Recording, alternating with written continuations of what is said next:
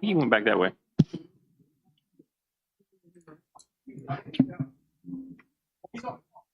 Okay. You ready, Mr. Chairman? Yes. Mr. Dines, we good back there?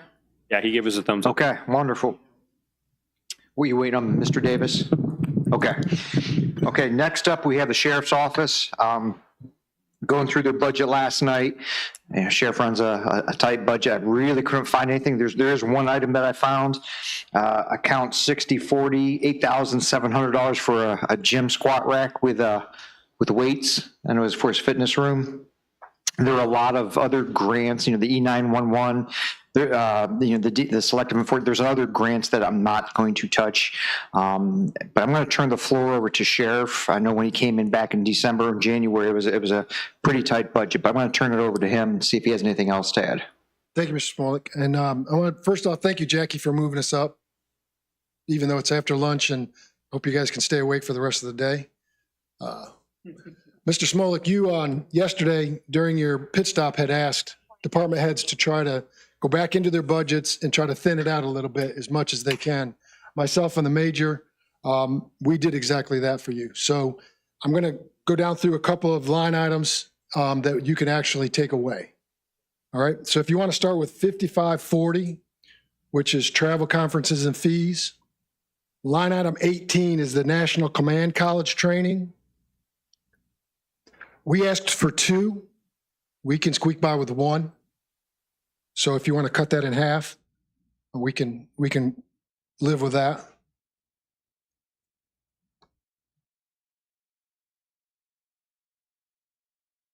If you go to 6007, line item 1, gym equipment repairs. We can live without that $3,000. We can try to make it work for another year.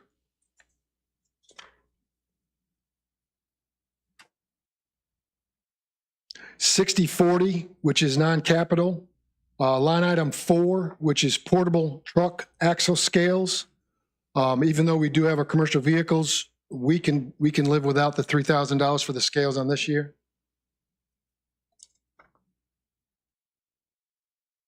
$6050, non-capital. Line item 3 and 4, which line item 3 is the admin computer at $4,000. And digital lobby signage at $325. We can live without those.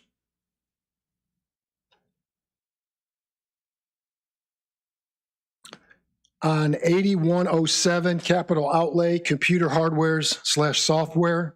Line item 1, which is ID card printer at $7,000. We can live without that.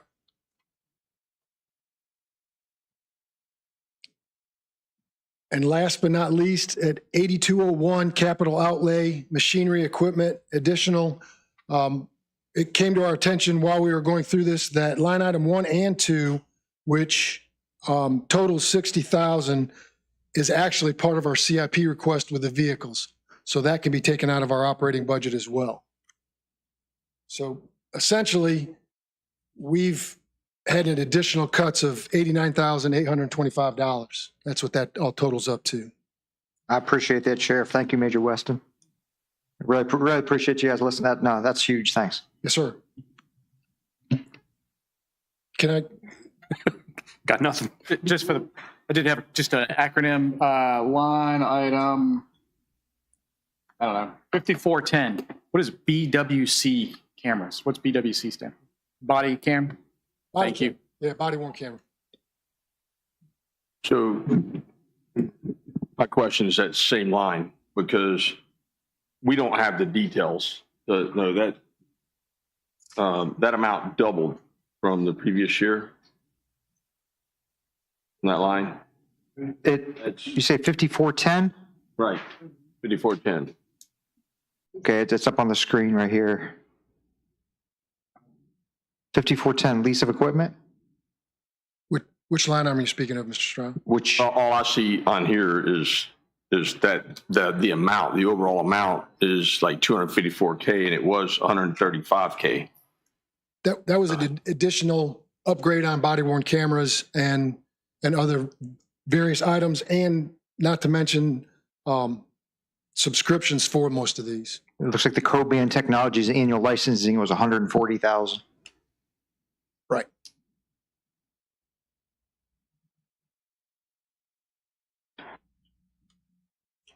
An annual license? Okay, that makes it easier to see, thinking, what is, it's COVID 2000. Okay, so where was that last year? We didn't pay that last year. We didn't pay that last year because we added to our cameras that we have. We needed to add more cameras to the system, so that raised that.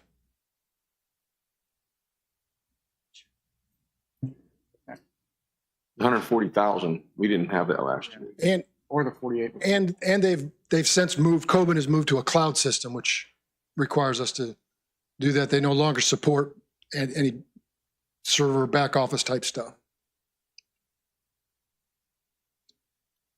Is Coben the cameras in your cars? We're fleet safety, is it both? Yeah. Yeah, Coban and our body worn cameras.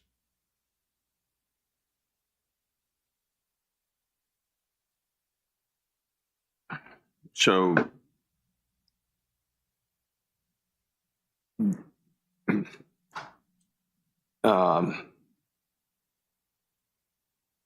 I know whenever it comes to some of this stuff, we don't have it. It's not like it's an optional thing, but it's just that it's trying to figure out how we have, like, we got hit with another $1 million on that warranty support. And then because we have the COVID, whether it's more cameras or them moving to cloud, and then we have an additional $140,000 there. So it's just wrapping our minds around the cost. And, you know, it's not just here, but it's just earlier, whenever you weren't here, we're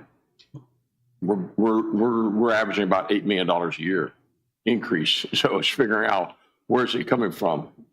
And a good bit of it is, this year is from the sheriff's department, because we had quite a bit of increases. So Some of that we will be getting back in reference to the flock cameras annual licensing and stuff like that. We get that back from grants okay, that the state police provide. So some of this is a reimbursable stuff. I mean, to go down through it and itemize it, I probably can't, but I do know flock is one of them. Yeah. That's on that list. It's reimbursable. that's good. Where do we capture that at? What things may be reimbursable? Do you guys account for that anywhere? I mean, do you want a list of these that are reimbursable, or? I'm not just saying I want to see it. I'm just saying, as a county, like finance, like, okay, these are all the things we should expect. I mean, if I think I'm going to get reimbursed, like if I buy something, there's a rebate on it. If I forget about it, I never get my rebate. No, what happens with that is when the funds come in, they go straight to the treasurer's office, and there's a revenue code set up in order to show where those grant fundings come from reimbursable expenses, and then they send up invoices that pays towards that. Or they say, can you move this to that line so we know? Yes, they accept it, and you guys have to approve the grants that they're. But it's set up in a way so we don't miss it or forget. No, you can't. You won't miss it. You won't miss it. It's actually labeled. Most of the grants are labeled. The revenue expense line is labeled whatever that grant is, and that's how you know where the money is coming into. Thank you, ma'am. Mr. Strawberry, you may be seeing a little bit of the higher number this year. In the past, it's been broken off into different things that they just brought together this year. Instead of different areas, it's basically essentially one request, one pay. In the past, it's been smaller portions out and other things.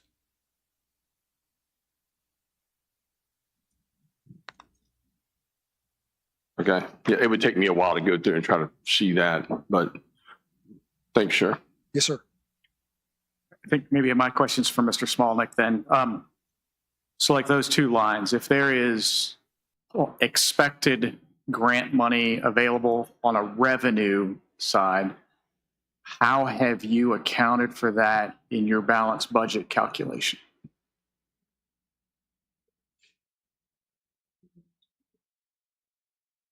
what I was trying to get at. Yeah.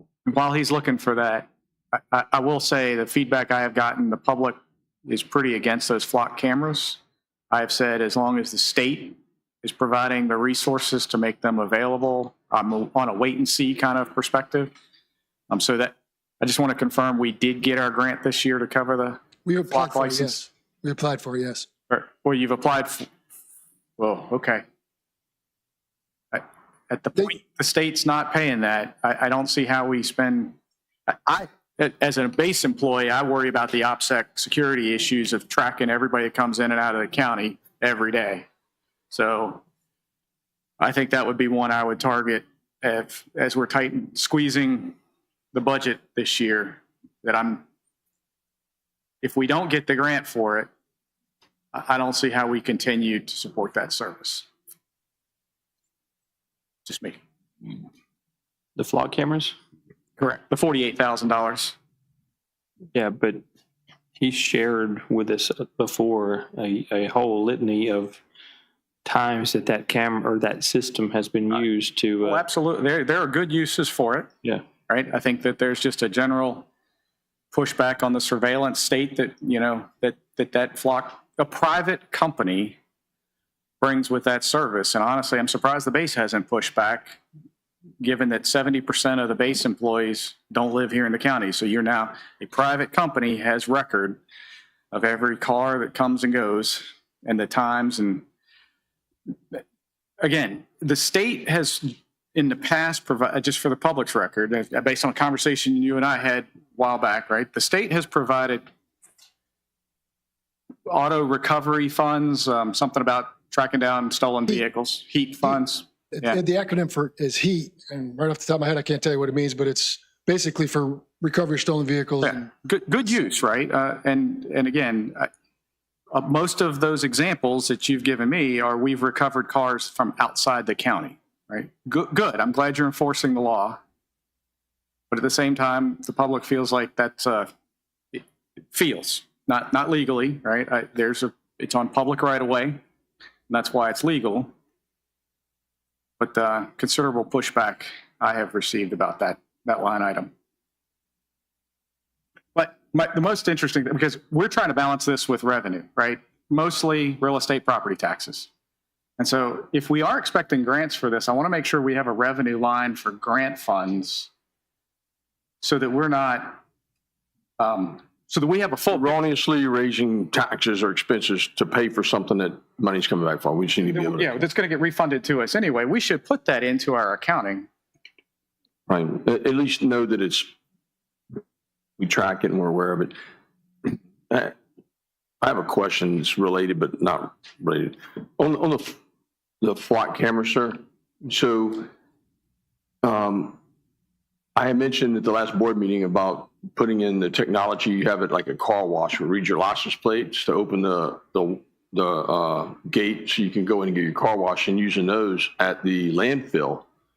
But if the flock cameras read license plates, I don't know how you guys get that data down, but and I don't even know if we could do that. But if we had a flock camera at the landfill and we're reading license plates, we could pull that data down and figure out.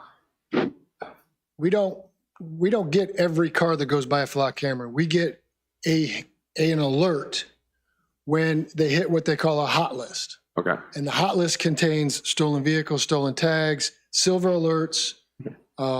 It only keeps when there's a problem or certain items we would get alerts on. okay. Now, on the other side of that, there is an investigative tool where we could put a tag in that may be part of a crime and see if that has, when it's left the area or if it's part of, even in the area. But we don't get every single vehicle that goes by that. Right. Yeah. There's be a ton of data. I was just thinking there's a capability that not for what you're using it for, but it's capability that we would be able to use at the landfill. That's what I was saying.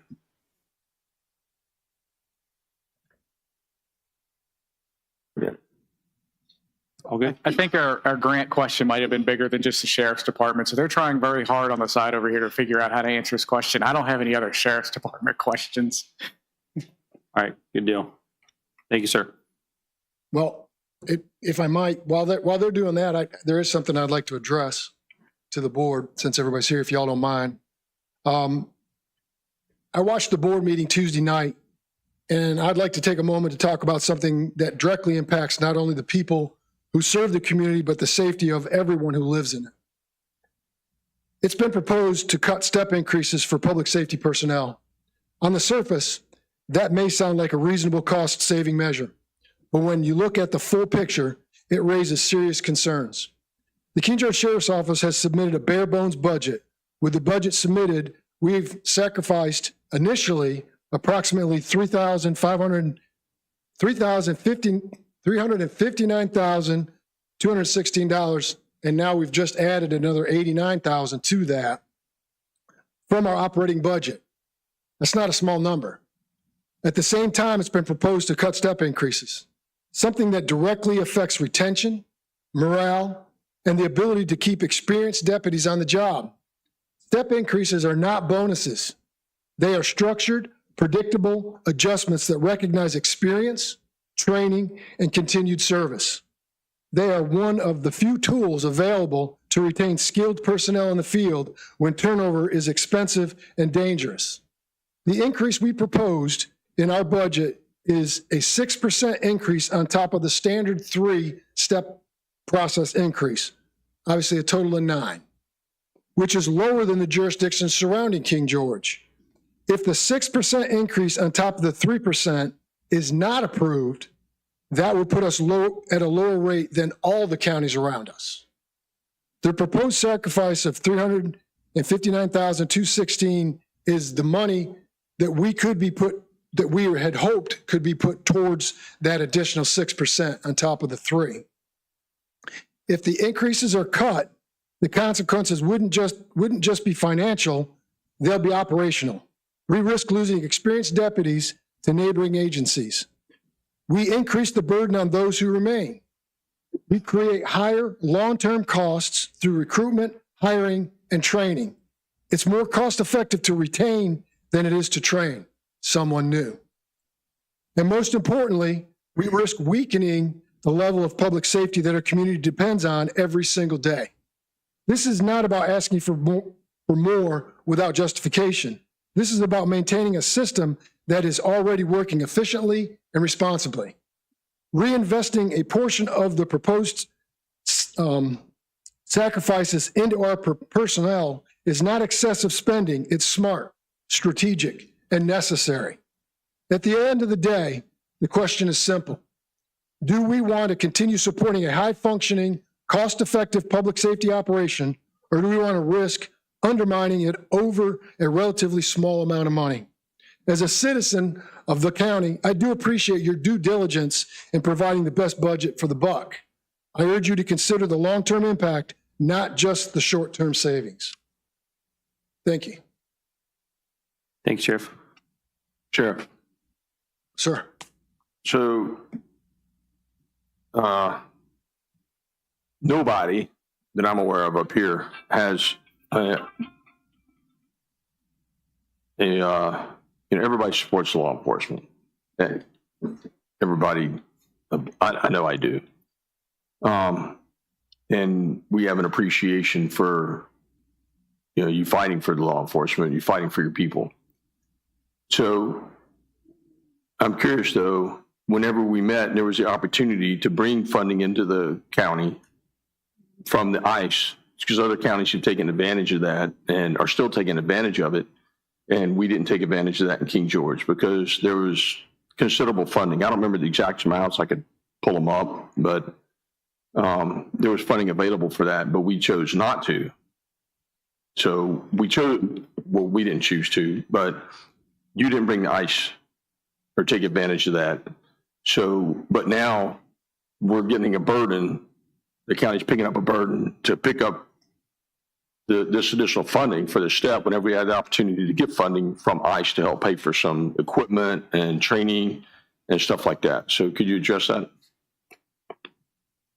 What I guess I don't, is there a question in there? The question is why the county didn't take advantage of the funding that is made available from ICE for us to cooperate with the ICE program.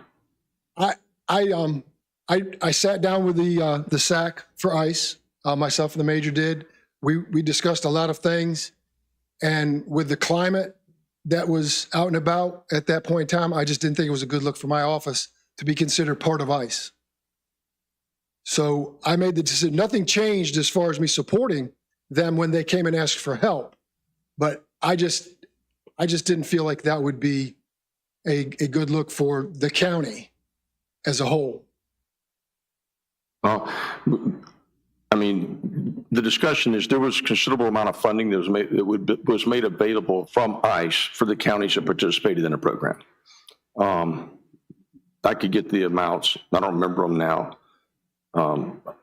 But it was considerable amount of funding, and all the deputies don't have to participate. It could be one deputy. They get trained, they get money for the training, and then they're included whenever something happens or they do something. But you know, that was a decision that we were not included in the decision that you made for that. So that's all I wanted to bring up. Thank you, sir. All right, thank you. 911 and animal control, nothing? 911 and animal control, I did not have any cuts for any of those. I think they needed more money last year. Yeah, we had to increase the funding there, I believe. We had to add two, I think, was it two people or? We asked for 2 additional and you cut those. They were cut. But I don't remember if it was an additional fund. I can't recall from last year. You have 1 and 2. Is that, you have 3 there right now? Is that correct? Animal control? Animal control officers, yes. 3. And getting back to a question that was asking me, how is this money? This money is accounted for. Talking with Ms. Dillard here, looking at your revenue sheets, there are multiple line items. Categorical wage shared expenses under the sheriff's department. We've got this year. There's no money for the speed enforcement. There's the miscellaneous grants, law enforcement related aid. That's just in the general fund. Then the sheriff has there are some separate funds later on that are not part, like the law enforcement project. That's a fund 205. So we do account for all this money in, money out. How that is coded. I really want Ms. Cobb here to answer a little bit more finite questions, but we do account for it in specific revenue line items for sheriff's grants, as we do aid to localities and litter grants and all the other grants. Yeah, it's just, there's the question. How do we, and we're seeing the goes outers, we're not seeing the comes inners. And that's what Mr. Metz was talking about. But we're very grateful for you guys squeezing the budget and squeezing more money out of it. And I support the funding. I support the STEP funding. I think, did we say earlier the STEP funding was taken out of the fire department as well?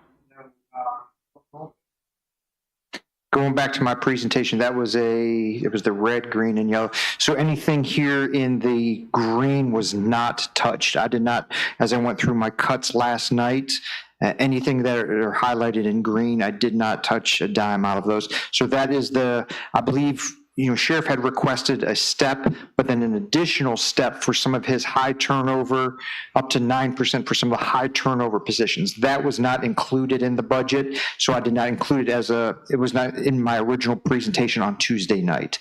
But what was in there for the 139, 142, I did not touch last night. Okay, so what you're referring to is positions in and above this?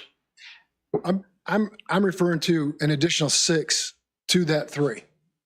Because if we stick with the 3, which I appreciate it, but we're still way behind the 8 ball for even the counties below us. As far, when I say below, I mean east of us and south of us. I mean, I'm just having a hard time keeping anybody north of us in the windshield. Now these guys are passing us. Yeah. So they're asking, and Caroline's asking for 9.5. Yeah. My approach to this is, I know, this isn't something that's it's not right now today, especially, it's not a favorable thing, but we have a challenge with fire department and our EMS. And that we've had the problem, but it's not going to get any better. I think we have a solution that hopefully we have in a few years. We don't have a solution today, but if we don't address it today, somehow,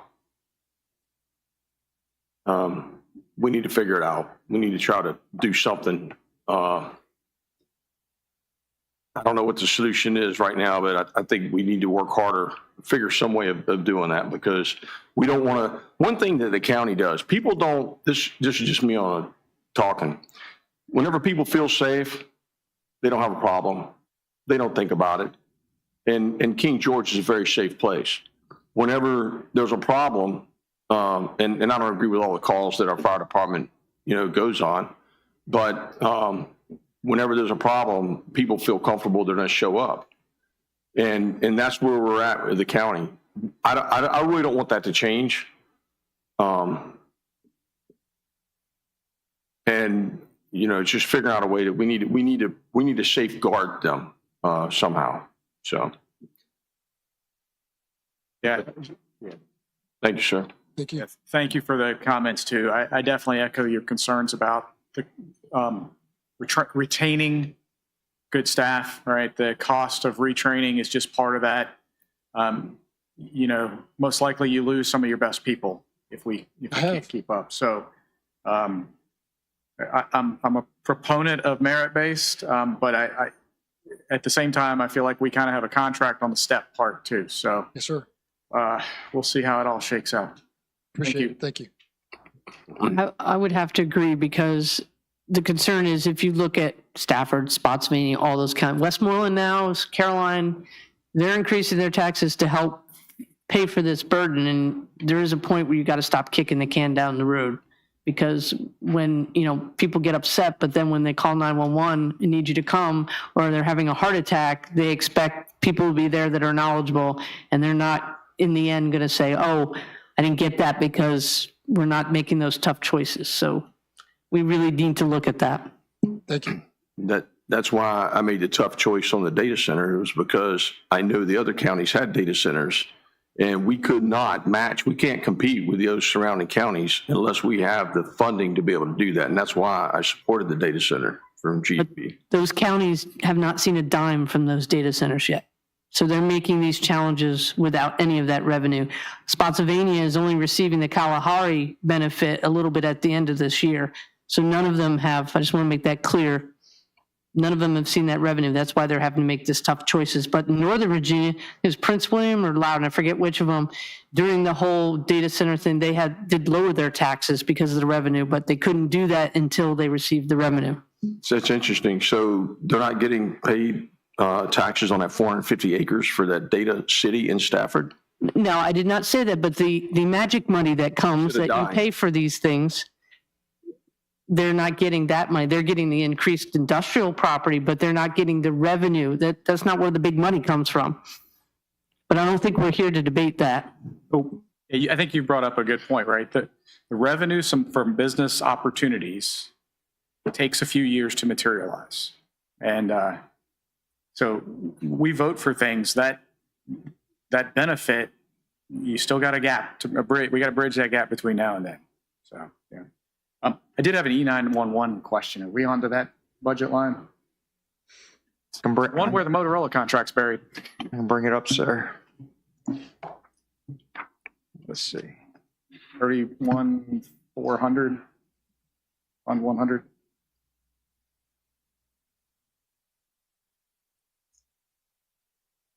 Where are you looking, Mr. Metz? So I think the 3320 is the Motorola line, $1 million, 88. Just on that same page, there's a couple other budget entries, a repair of communications equipment for 8,000, and then down at the bottom, non-cap tech hardware services to replace the 800 hertz system, and then a very large mobile CAD software licenses thing. And I just wanted to confirm those were items not covered by this Motorola contract. I'm not sure where you're looking at, Mr. Metz. You said 3320? Oh, let's see. So I'm looking at, let's start with the easy one. 3310, repair and maintenance. It says repair communication equipment, Yes. That's maintenance of countywide radio. that's stuff outside the realm of the maintenance agreement. Yes. Okay. I guess we'll always have a few things that are not covered, right? Yes, sir. And then line item 6050, $44,000. What's the 800 megahertz system? Does replace existing BDA antennas at That's insert service?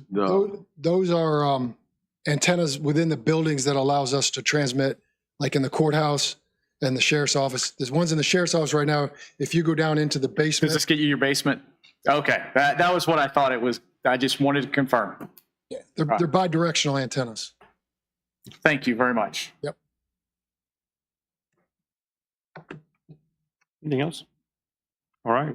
Sheriff Major Weston, I appreciate you guys. Thank you for hearing me yesterday. And it makes it a little easier to add the stuff like the comp plan back into the budget. So thank you. Thank you. All right.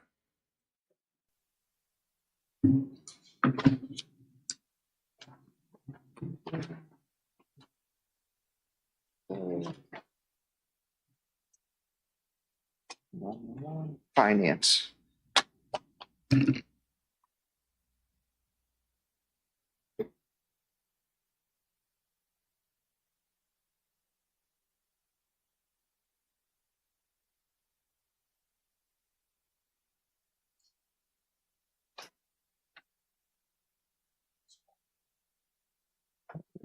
Chief Moody just gave me another potential cut that if we can use opioid money for, I think a $14,000 cut. So we'll use that opioid money first before taxpayer money. So thank you, Chief.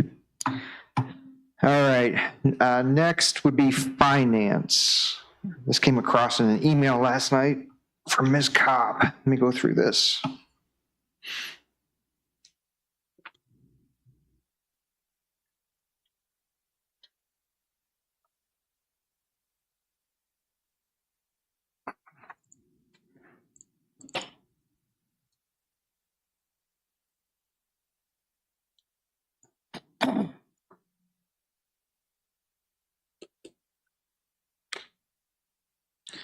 Let's see, where did that come through?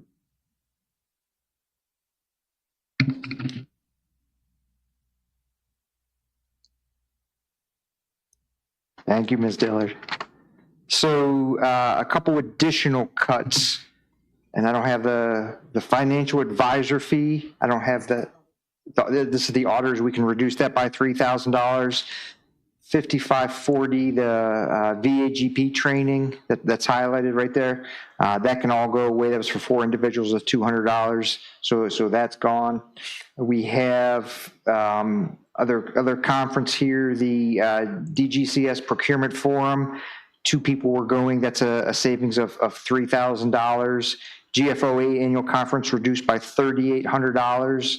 Typically send 2 people to that. That has been omitted by Ms. Cobb and Ms. Dillard.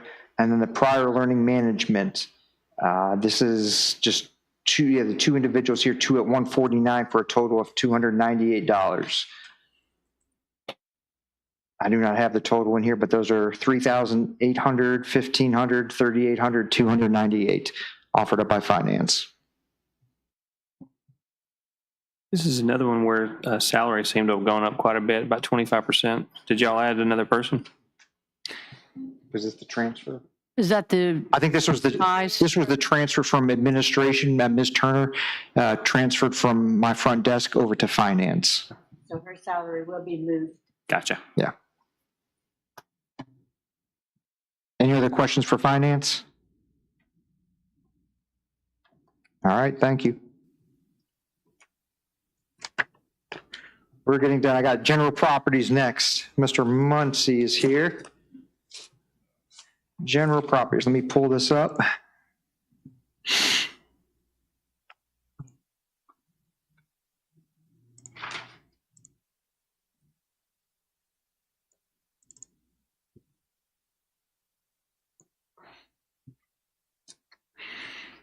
So So Mr. Muncy also runs a very lean budget year to year. There were a couple cuts that I went through here, and he's here to speak on it. Line item 3310, so repair and maintenance. Replace the shingles on the animal shelter, 36,000. You know, unless we all know that roofs are important.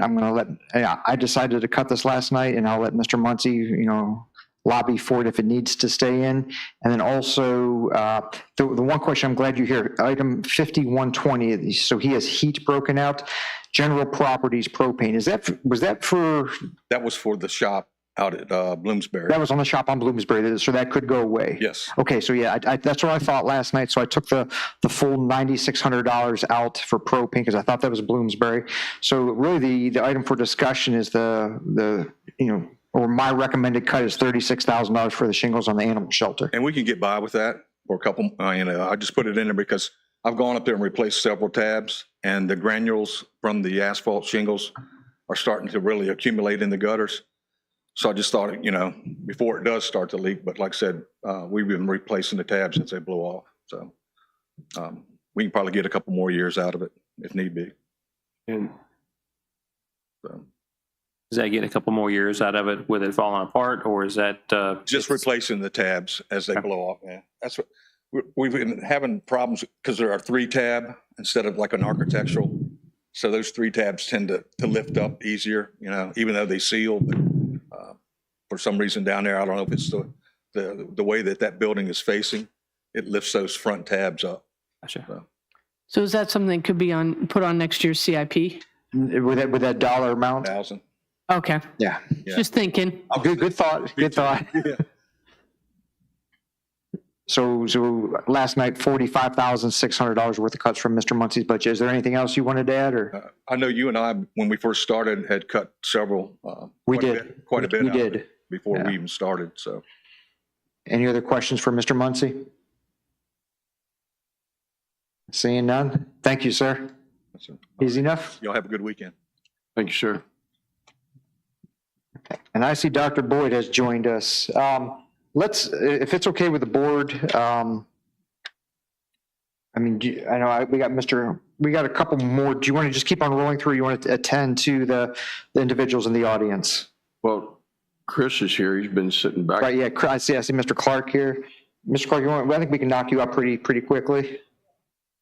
So with Mr. Clark's budget, looked at that last night. For the administration, let me pull this up.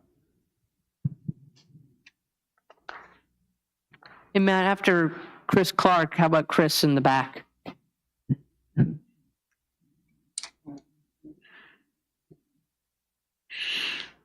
Chris in the back. Oh, not Citizen Center. Too many Chris's. Parks and Rec admin. He's not going anywhere, though. So, and Mr. Clark was another one that really heard my advice and my guidance yesterday. Within a couple hours, we had a full list of cuts that he offered up in his department. In addition to those, which I sent over to finance last night, infield rascal. I saw that this is for maintaining the infields. Looking at that, remove that. It costs $8,500. And then I'm going to pull it up on my thing. Do we have here we go. These are the cuts that offered by Mr. Clark. There's numerous here. A part-time parks worker, line item 1,300, just reduced that based on the time of the year. That was a $6,600 savings. Brochure racks and cards, 400. Advertising, 500. Postage, 50. Maintenance school, is it the magnet school? Management school. Management, yep. Yeah, $2,500. Sports Field Managers Association, $200. Turf Council, $200. Office supplies, $1,250. Janitorial supplies, $900. Bermuda grass seed, $1,500. Steel toe boots, $250.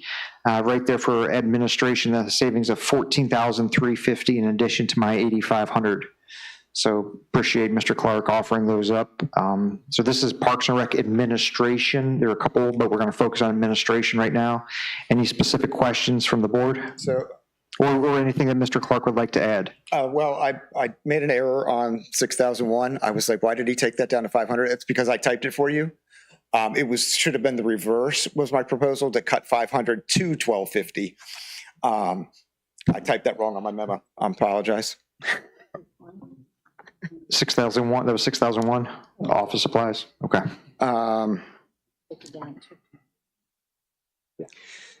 For 3,500 printing and binding, we could take another 400 off of that. On laundry, 3,700. Currently, we are under, and it's lease versus rent on the terminology that UniFirst uses. We are on the 11 sets where our guys have the laundry service. None of my staff now uses said laundry service. So I would get with I can get with Ms. Dillard to get that comparison and move them to the set where they wash their own, which means they'll have 6 sets of everything, which I know will be a savings. I just don't know that number. But as I thought about that today, I knew we could do that. We could take our training and travel 5540 to a total of $5,000. We have 3 people with certifications, myself, Mr. Lemoy, and Mr. Brown in parks. So we would need CEUs to keep up with our certifications, but others do not. And there are a couple of those things that we can move to the activity fund if those conferences. So that's another 2,350 in addition to what the 2,500 offered yesterday? Yes, sir. Okay, another 2,350 for 5540, Parks and Rec admin. For 5810, we can take the National Sports Field Management Association out. It's not a lot. I think it's another $150.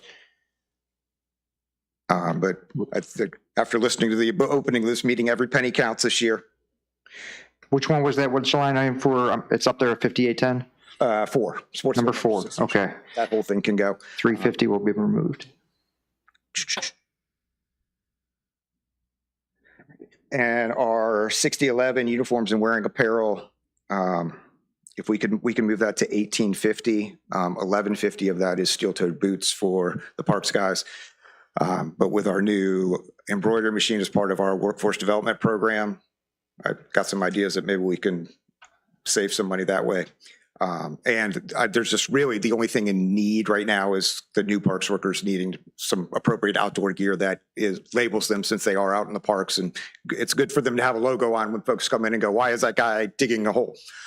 So yeah, that's everything I have pulled additional, but happy to answer any other questions. Any other questions for Mr. Clark from the board? I was the one that was awfully hard on polos. Mr. Clark makes a valid point of why forward-facing people that are executing events need to have shirts that represent them as such. I don't take my concern as being an all or nothing. Yeah. And on that, the majority of our staff, obviously the seasonal / part-time folks that are working with activities, all of their uniforms are funded from the activity fund, except for the Citizen Center supervision staff. They come out because they are Citizen Center staff, and that is a general fund account.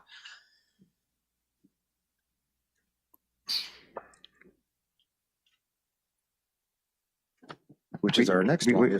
All right, we good on Parks and Rec admin?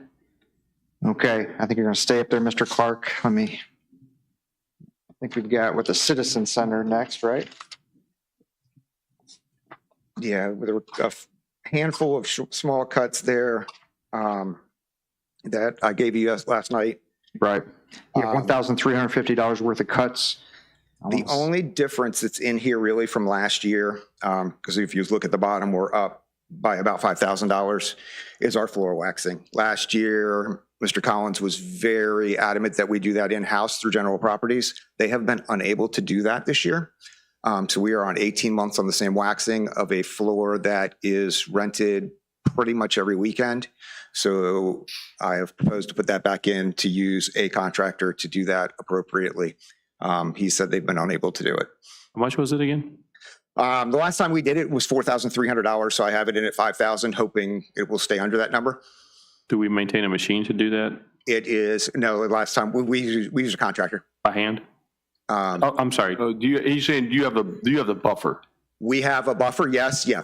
General property staff does buff it regularly. So like every time you're there probably for either a board meeting or the Yeah. Christmas party, it's nice and shiny. That's all. We don't have any kind of special wax machine or anything that we're keeping. We just don't know Yeah, how to use and it. that was first thing Mr. Muncie said is, we don't have we'd have to rent the equipment and do this, and Yep. it's a challenge for us. Yeah, as long as we're not maintaining equipment and then paying somebody else to do it, I'm okay with it. Thoughts? I'm a little worried, like, is this something we should consider? We can find funds out of this year's budget? We're running a Yeah. deficit at the moment. I don't think we will, but Our challenge, and obviously, if that exists and we can do that, it'd be great. The challenge then is finding the dates, because we fill up so far in advance. Traditionally, we do that on Fall Festival weekend because we're all at Fall Festival on Saturday, so we don't rent the facility so that we make sure we have that availability with staff. My concern is if we don't do it, then eventually the floor breaks down and then it's more money to replace the floor when we spend a little bit to maintain the floor. Yes, and that's why we've gone this long. We went this long before during COVID, and we did have a contractor come in and redo the bathrooms. They were the hardest hit area by themselves. We just did those as a mid thing, and I think we ended up going about 30 months through the COVID incidents. But obviously, we weren't in use for 6 to 9 of them.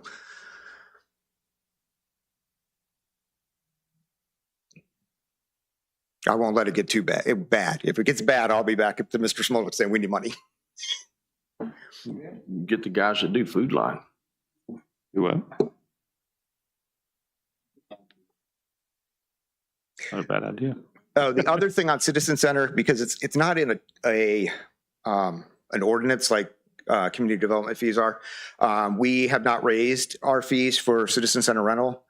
We propose going up $5 for each one. So half hall would be $65 an hour, full hall would be $95 an hour, conference room $35 an hour, and parking lot rental is $65 an hour, because typically when we do that one, they also have access to the bathrooms, which is where the cleaning comes in. But I would like to do that as a calendar year change. So we would change that as January 1st, 2027. It's not a ton of money, but for an all-day wedding, it's another $60 a rental. Here's a silly question. Do people rent the parking lot without the facility? We have had some. One of them, we work with the James Madison Garden Club. They typically, from time to time, will give us a grant back, so we allow them to use the property for free. Yeah. But we've had political parties come in and just do an outdoor event, but then we still had to staff it and have the bathrooms open. So that's where the cost comes in. But if you rent the facility, the parking lot comes with it. Yes. Yeah. It's not a separate one, but there was one year we had one party rented a picnic shelter, and about 2 weeks later, the other party wanted the event in our parking lot. And that was the first year I had to come up with the rate, because I was like, I guess I got to charge them something, because I can't give it away to one when I didn't give it away to the other. Right. just so I understand, because you have staff that stays there when someone has rented the property, right? So, I mean, that is an offset for our additional staff costs, and I feel like Yes. we're not even coming close to covering the staff cost hours to. Yeah, no, this is all within its own rate. So that's where that part-time budget there, those are the supervisors and the janitorial staff that work on the janitorial staff that works on weekends to clean when we have an event on Friday night and an event on Saturday. And they come in at midnight and spend about 4 hours to get the building done. Yeah, it's a very reasonable rate. I've taken advantage of it myself a time or Yeah, two. just comparable in the county, Hop Yard has been $100 an hour for their hall since I arrived, probably since they opened. So we're still below that and booked pretty much every weekend.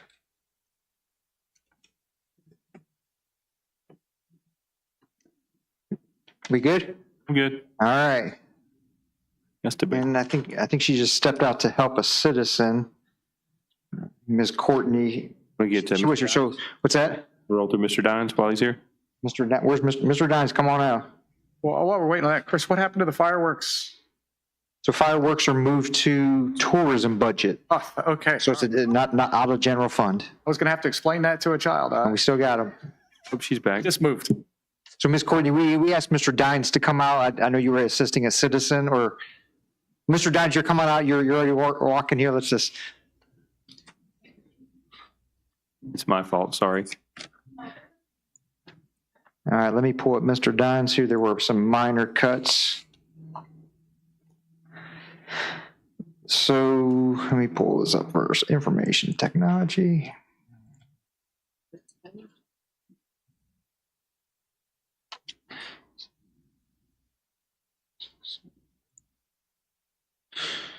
So one thing that I cut out of the budget, and I know I may have a discussion from one supervisor, the digital kiosk signs. I know we've been working on this, but you know, I know there's some issues, not issues, but some challenges with it. So I recommend that we remove $25,000 from 6050, number 3, the digital sign kiosk for public outreach. That was my only cut to Mr. Dine's budget. There's a lot of stuff in there. I'll be honest with you. It's IT. It's over my head. You know, they've got a good grasp on what they need. I'm sure he'll be able to answer any questions the board has. But for me, sitting at my computer alone at night trying to make cuts, it was difficult. No, that's an easy one. I asked to put that in, and given the circumstances we're dealing with, I totally support that. Okay, thank you, sir. Any other questions for Mr. Dines on his IT budget? All right, Mr. Dines, you're good. Thank you, Mr. Smolnik. Thank you. I think Mr. Clark is requested we may have some more cuts maybe. I'll give you some more money. I missed 2 lines. 5898 on admin, both are on admin. 5898 is where it's our special events line. We've had $750 there to support the tree lighting. That tree lighting is now fully supported by vendors and sponsors, so that 750 can disappear. And then 8101, I have a mower and a utility vehicle there. The utility vehicle can disappear. We have gotten that back in good operational shape. So 750 from the tree lighting, and then which was the other one? The utility vehicle, Workman. The Toro Workman. Yep, that can go. 18,000. Okay, good. Thank you. You got the. Have a real tree? Excuse me, sir? We ever gonna have a real tree again? It's growing, I believe. Okay. Planted it last year. All right, Ms. Courtney, for human resources, we're getting near the end here, so I've got her budget up. In my cuts last night, very similar to community engagement, I removed the human resources intern at the cost of $5,100. And then in line item 6014, this was a small one, but this was a duplicate one that I found. The Making a Difference Awards, $450, but this is a Board of Supervisors initiative. This is in your budget. So $5,550 in HR is what I removed from the budget last night. How much was that intern?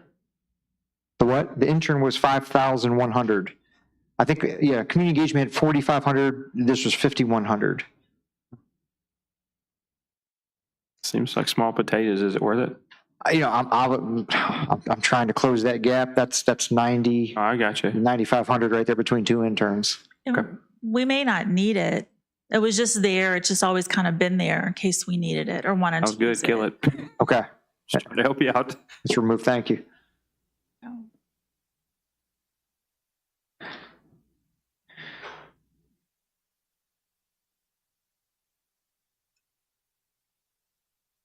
Page number's not on here.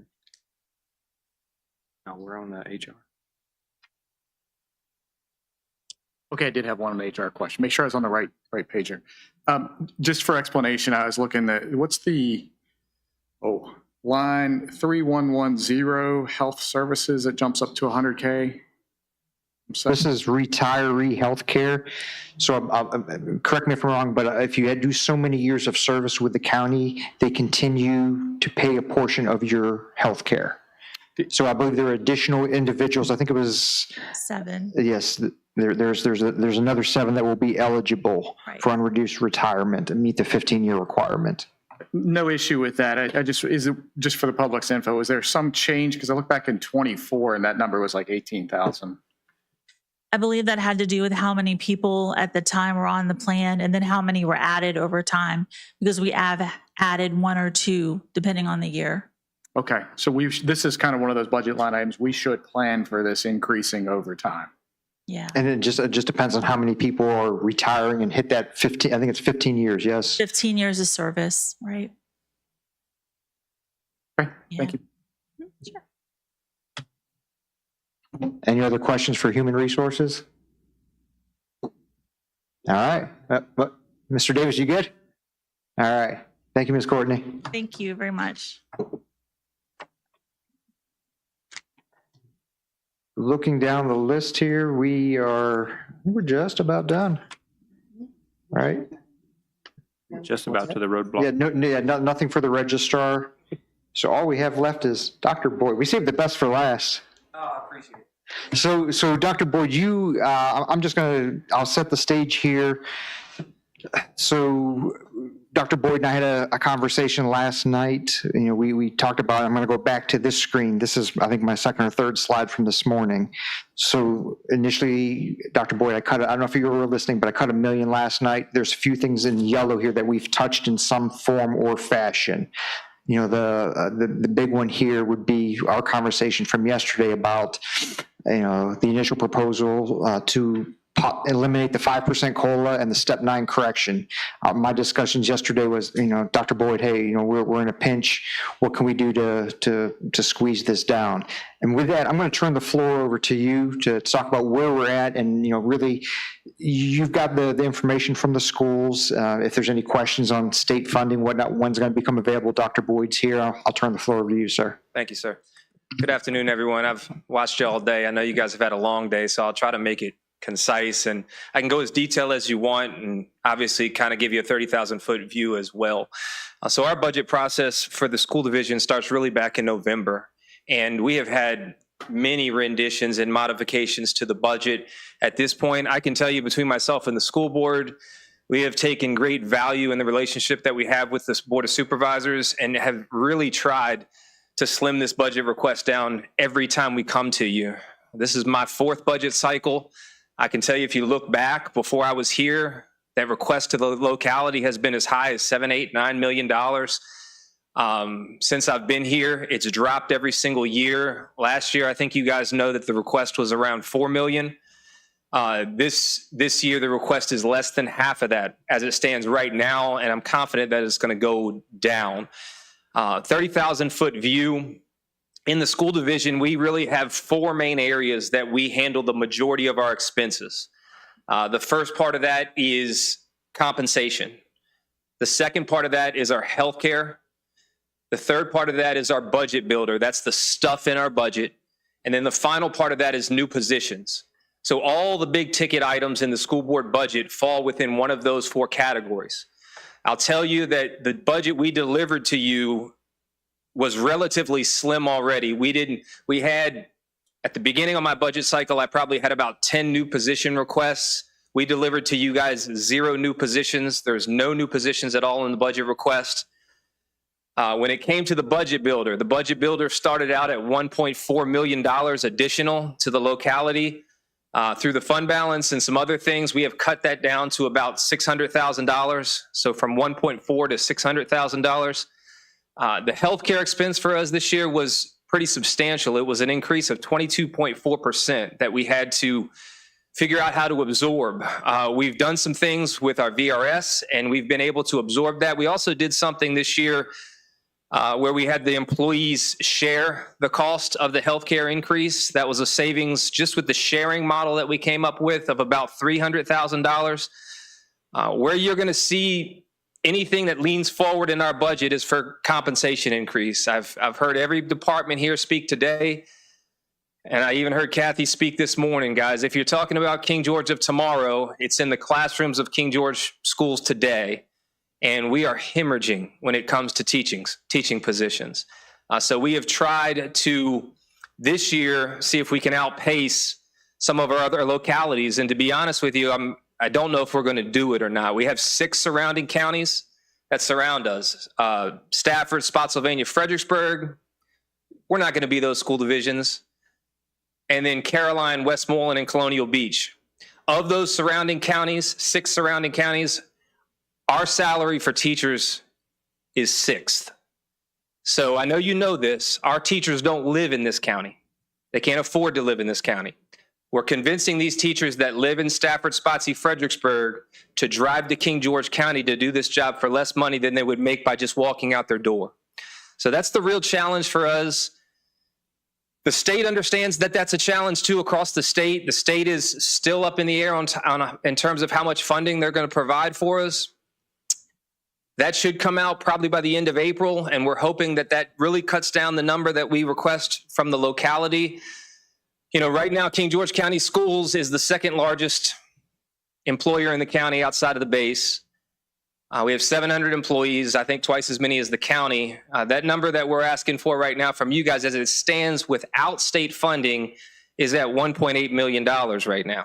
I think that's probably ends up being, 3 cents tax, which I completely understand and realize the impact. But that's where we are in terms of you know, cutting everything we possibly can, understanding where the county is, and really trying to make sure that the King George of tomorrow is successful because we have quality teachers in the classroom today. I heard you say this morning, Kathy, we are losing them. They're going right now, a mid-year teacher, a mid-career teacher at 15 years can go up to Stafford County and make $20,000 more a year. And you know, you're talking about somebody that makes $50,000 a year, and they're going to go make $20,000 additional on top of that. That's for that individual, that's life-changing, and that's hard. I tell them all the time, and I'll stop here and take questions. I can speak to the intangibles that we have here in King George County. I'm a product of Fairfax County. I left Fairfax County because of the beautiful things that we have in here in King George County, and I can sell that argument. I'm sorry. I can sell that argument. I don't even know how to turn this daggone thing off. I thought you put yourself on a time limit. Yeah, I should have. I can sell that argument until that sum becomes a mortgage for somebody, you know? So I'll stop there, take any questions, take any direction, any advice from the board, and certainly go as deep as you guys need to in this and talk about possibilities for us. Well, one thing I'll bring up, and then I'll say a second thing. You knew this was coming from me to make sure that we include in whatever an audit of the activity funds. Yes, sir. Because Yes, ma'am. I've heard too much from too many people about, and to put the boo birds down and to see possibly where there could have been some not maybe funds that could have been better appropriated, and to fix that, because that also helps with your budget too. That's on our radar. But then the other thing I want to put up is I would support the COLA because I have actually talked to some of those teachers, and for that amount, they're going to leave. And unfortunately, then our kids suffer. And those are the people what we want to be stay here and populate our population in the future. And I really worry that we kicked it down too long. And the other thing that people don't realize is once that data center revenue does come in, our LCI changes. That's the little hidden part of the data center revenue. That means we absorb more money, and that means we're going to have to pay more, and that's coming. That realization is coming in 4 to 5 years. For Stafford and Spotsy, it'll be a little earlier. But Loudoun County and Fairfax and all of them, I realize it now. It makes your LCI higher, which means we will have to pay more for contribution to pay, right? Local contribution to pay, is that it? Local composite index. Yes, that's so it. Basically, it's an equation for the equality of state funds across the state. All 132 jurisdictions are put into a pool. They're ranked by how affluent they are. And when we do get new data centers and we become a more affluent community, then basically what that means is that more of the onus becomes on the locality to cover the cost of schools compared to state funding. So. Yes, and there's a lot of state bills that Governor Spanberger has been signing up, especially with education. So my worry is, where do we stop kicking the can and deal with the problem? Because we can't keep losing firefighters, sheriff's office, or teachers. Because what do you get in response back for the teachers? You lose the good teachers. Do we just grab people off the street? Or, you know, not trying to put it that way, but sometimes that is true. So that's just my comment there. Go ahead. I agree with Supervisor Bender. So do I, to a point, but also while our LCI goes up, we're also going to have More money. eventually, yeah, we're going to have a ton more revenue coming in from the thing. One of the questions I wanted to ask you though, and please don't take this the wrong way. I'm not trivializing it.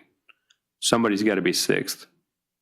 You know, when you're talking about, you know, we can't compete with Spot C staff. I got it. Yeah. I think everybody gets it. Somebody's got to be sixth. How far Right. in last are we? Is the delta between 4, 5, and 6 like, you know, minuscule, or is there a pretty significant delta there? It depends on where it falls in the teacher scale. Mhm. So starting salaries, we're somewhat competitive. When you get to steps 5 through 10, we fall way down the bottom, which is that's why we're trying to adjust this compression, because honestly, if you think about an educator, that 5 through 10 period, that's the sweet spot.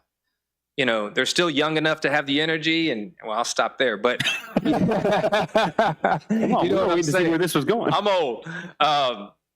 That's the sweet spot. That's where we fall last right now. There's a decent amount of difference between last and first. And I do want to say publicly that I don't expect us to be first. No one wants to be Stafford. I don't want to be Stafford. Yeah, like I said, I didn't want to trivialize it. I get it. I think when I talk to most people, you know, if we're fourth, we're comfortable. If we're third, we're comfortable. We're never, you know, we're not up in that other range right now. But again, I think I heard the sheriff say it earlier. If they're in the rear view, you know, Stafford, and it's close enough where we can say, yeah, we don't pay that, but let me tell you, I'm from Fairfax. Let me tell you these issues you're going to deal with, and it's close enough. But when you're talking about $20,000, it's deaf ears. That you know, that's life changing for a teacher. Yeah, you know. Yeah, something. Or just Dr. Boyd included a really nice chart in the presentation he sent out last night. That kind of goes over those tables, and you're right. The thing that scares me is when we're being overtaken by Colonial Beach or Westmoreland.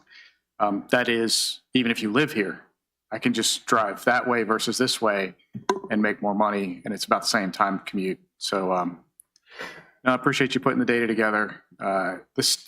From our conversations, I mean, I'm pretty adamant about that. The compression, the step compression.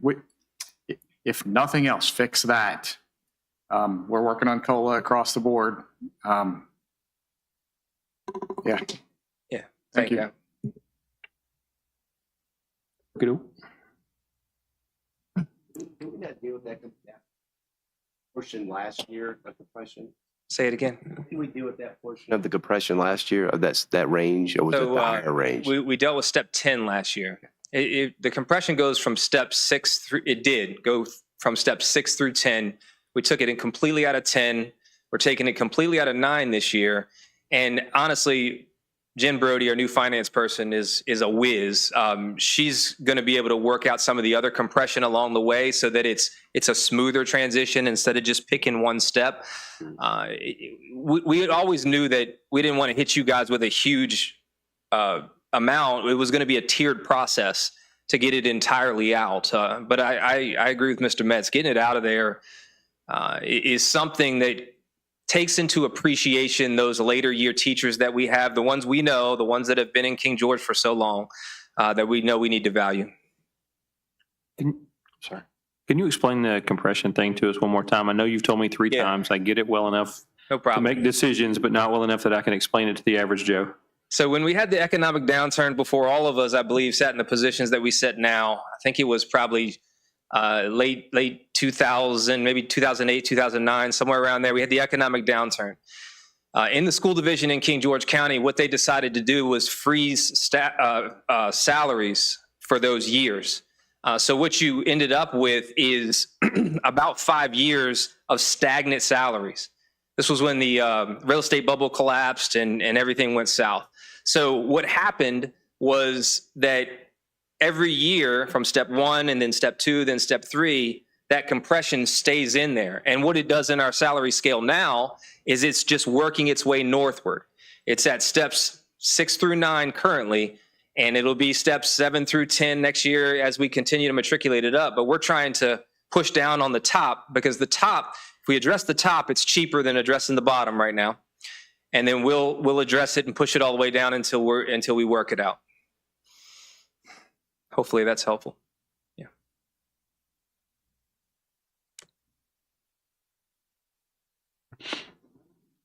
So I think this really gets us back to, where we go from here. Dr. Boyd, thank you so much for, for what you've done with this budget. It's the communication has just been wonderful. So as I said, April 22nd, Wednesday, I will have a balanced budget to the Board of Supervisors. We've heard a number of cuts today, as little as $250, some as large as $60,000. So, we'll go back and we'll run the numbers and see where we're at as far as closing this delta at the very end of my presentation. Where are we at? Right here. Closing this delta. When we started today, that's where we're at, but we know we added a couple things, but we cut, a good number of things. What I see this as, 10 cents is a lot to make up. And I want some guidance from the Board of Supervisors, really, as it comes to this slide right here. These, like I said, the yellow ones, we knew, I talked about the travel training and certification pay for, some of those folks who jobs weren't hired, but the direction we gave Mr. Franklin last night was 2% here. We did 2% for the county, and I'm having, they probably sent it to me, I've just been tied up all day, different scenarios for the school, starting at 2, 3, 4, and I tried to explain to them, if the state goes 3%, we have to match that. Yeah, it was similar to what I think Mr. Franklin said earlier today. We're waiting for information from the state. Whatever the state says the compensation increase is going to be, then we're required to have a local match. That's always the rub. That's always why it's difficult to come to you guys. If they say 3, then we got to come to you and say, this is the amount of money we need. Right now, I can tell you between the Senate and the House, there's still working out some things. And they're all over the place. There's bonuses in there. There's certain one-time money in there. There's a 2%, there's a 3%, and there's a possible 4% option. So we honestly won't know that until probably April 23rd. Any of that money right there, well, let me back up. We'll get a budget from the General Assembly on April 23rd. It then takes about 10 days for the Virginia Department of Education to provide us a calc tool that we plug in our local numbers for. And then we get, I feel confident in saying that I think we'll get more state funding. The tea leaves are saying that. Everyone's saying we should get more state funding, which is going to cut down. For us, the only increase, our budget is 86.6% personnel. So anything we're cutting, it's we're talking about people and funds, so and salaries. So that additional state money is going to help offset that amount there, but I just don't know. I don't know how much. So shifting gears a little bit, you guys. It was a fluke before anybody gets all excited, like out in the public, but this year was a fluke. You're bringing back $3.7 million. We've talked about letting you keep $2 million of that to buy down some of your capital improvement on things. The other 1.7, Matt, can we use that to buy down some of this $5 million? I mean, it's last year's money. So I think we use the 2-1 to buy down one-time expenditures, such as the social studies curriculum, $686,000. We can go back and look to see if we'll look at that. You can. Well, I don't know if you can use it. The only thing I would caution you with is it's one-time money. So that's right. It's going to be. These are recurring costs in terms of salary. So if you use it this year, then you're going to be in the same hole next year. I think it's going to be there next year. That's why we focused on one-time expenditures. Yeah. Whenever you guys reallocated 1.9 or whatever, 1.9. Doesn't the budget builder have non-personnel expenses? Could it be used in there? The budget builder is all one-time expenses. I mean, no, not one-time expenses. It's not personnel. There's no. Right, that's why I was asking. Maybe that could be used in the budget in that portion of it. It can be. What I tried to do with the budget builder when we had the fund balance conversation was strip out all one-time expenses. If you remember in there, I had like the history curriculum, those things that I know are going to be one-time expenses. There's a lot of stuff in the budget builder that are still recurring costs, even though they're not personnel related, like utilities, fuel for the buses, software subscriptions, those type of things. So I can take a look and see if there's any other one-time expenses, but we've we've kind of done that already when we came for the fund balance conversation, knowing that we wanted to cut this number down. And one of the other things is a lot of people don't realize is that there are positions in there that are not funded by the state that we have to pick up 100% of the cost and the increase. That's exactly it. So when the state says they're going to give us a 3% salary increase for teachers, there's a state document that people refer to as SOQs. It's the standards of quality. The standards of quality, everyone in the state of Virginia will tell you it's an outdated document. Nobody uses it anymore, and every school division in the state of Virginia employs above SOQs by 50%. So when the state pats themselves on the back in the General Assembly and says, we're going to give teachers 3%, what they're really doing is putting you guys on the hook for the difference. And that's the hard part. Yeah. So who we got left? This is it. Yeah, Mr. Stroud. Down there. So I have a question, sir. Yes, sir. In your brief, you cover the consider the 22.4%, it's like the healthcare increase and offset the cost of employees. What is the percentage that the employee pays on the healthcare? So the reason I'm asking that is whether it's the county and whether it's the schools, whenever the healthcare, whenever you provide really good healthcare, then it attracts more people to care for. So some of the county employees and teachers, not all of them, some of them have spouses that have jobs and they work somewhere that also offers health care, but they're going to take advantage of the county health care because county pays more and does all that. So whenever we elect to cover more health care, we sign the county up to paying for more health care instead of letting the employee share that burden with their spouse or some other way. Okay, so like constituents, my constituents, some of them, they've mentioned that, and they're not dumb, and they're like, nobody's paying for my health care. Whenever my health care goes up, then I get a bigger bill and I got to pay for it, So here at the county,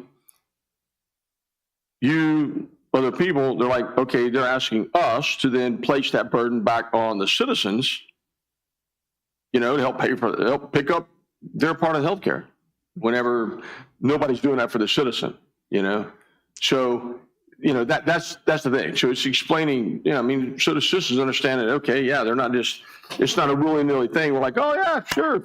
Billy Joe helped pay for this healthcare so the teachers don't have to pay as much because they're asking for us to share, provide them salary increases, the compression, now their health care. I don't know. Yeah, so we had that same exact conversation with the school board when we talked about healthcare increase. And that's exactly the argument that I made, is that if we get to a point where the school board continues to pick up the cost of the healthcare increase, then what you do every year that you pick up that entire cost is you continue to disproportionately change those percentages. As we continue to pick up the cost, then our percentage as the school board goes up and the employee percentage goes down. And to your point, somebody says, yeah, I'll take that health care because it's almost free. It's cheap. So that was the decision we made when we discussed having the employees bear some of the burden of that increase. To your original question, it depends on whether it's a single, a dual, or a family. We cover the most in the plan for the single, but then as you add family members, our percentages starkly decrease in terms of the amount that is covered in terms of the whole plan. And I guess big picture wise, of our 700 employees, we have a little less than half. I want to say the number is about 327 that currently use our healthcare. Okay, so a single person, does the school pick up 80%? Right now, the percentage is 89-11 for that. Wow. Okay. Which is the same. Yeah, as a county. Mm-hmm. Yeah, that's very generous Yeah, and So now single, but a family, it's a bigger deal. yeah. What is it for a family of 4, let's say? Well, if it's just family. It is? Yeah, so it goes down into the 70s. I don't know the exact percentage off the top of my head, but it's 70-30 arrangement. Yeah, that's still very generous. I have the same concerns Mr. Stroud does. Like my wife's previous employment, when you signed up you could sign up for self, but when you signed up for family, there was a pretty significant penalty if you were taking the family plan and there were other available options through your spouse. It's probably something as we negotiate next year's healthcare, we should ask within our rate structure how that's set up. Just for reference, a couple of federal employees up here, the federal government tries to shoot for 72%. Max 75, it all depends. There's some other calculations that go in, whether it's a cheap plan or expensive plan. Just for reference, my family plan at the federal level is reimbursed at 65%. Now, bigger pool, they have better rates than we do, way better. We got to figure out how to get the federal plan. Or maybe there's something, we haven't even talked about this. I'll tell you that on the school board side, we have talked about this exact thing quite often. I think we're probably going to consider going out to bid next year, seeing what there is in the open market. But to your point, increasing our pool size is always valuable in the healthcare market. So, I mean, maybe there's some value in considering the county and the school division together. Anything that we can do to drive down rates and re-explore that cost sharing model, I think is something we'll do in the future. There is something amiss with our healthcare, probably worth a longer conversation we can do today, because I think we had less of an increase on the 250 county employees than you had at like 22% in the schools, which had 700 employees. Just doesn't make sense to me in pool size, but keep trying to dig at all those little areas. Healthcare expenses, I mean, I'd love to total across that line and see, it's half of, actually, I would put money on some of your staff. We could end up paying more in healthcare than in salary. Yeah, no, absolutely. Well, I'll tell you, the cost for healthcare for us, the increase was $1.3 million.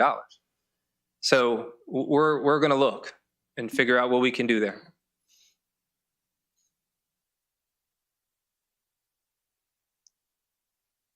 Yeah. I think we're good. Thanks. I do have a question. So looking here, this is what this next few weeks looks like. My goal is a balanced budget on April 22nd. Dr. Boyd may not know his budget till April 23rd. What is your deadline? Looking here, so you'll see kind of what I anticipated for the next month and a half here.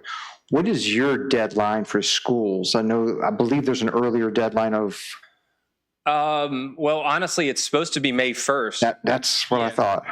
But I think every school division in the state is going to be in the same boat this year, which is if we're not done on the state level, then you can't be done on a local level, right? Can't be done on the local level. So that's happened before. We've gone all the way to June 30th and even done a caboose budget that took us into the next fiscal year before. So So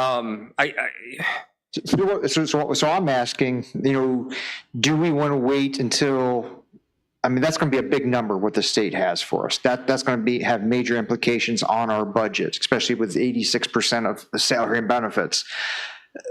Or would it behoove us to bump our balanced budget presentation to May 5?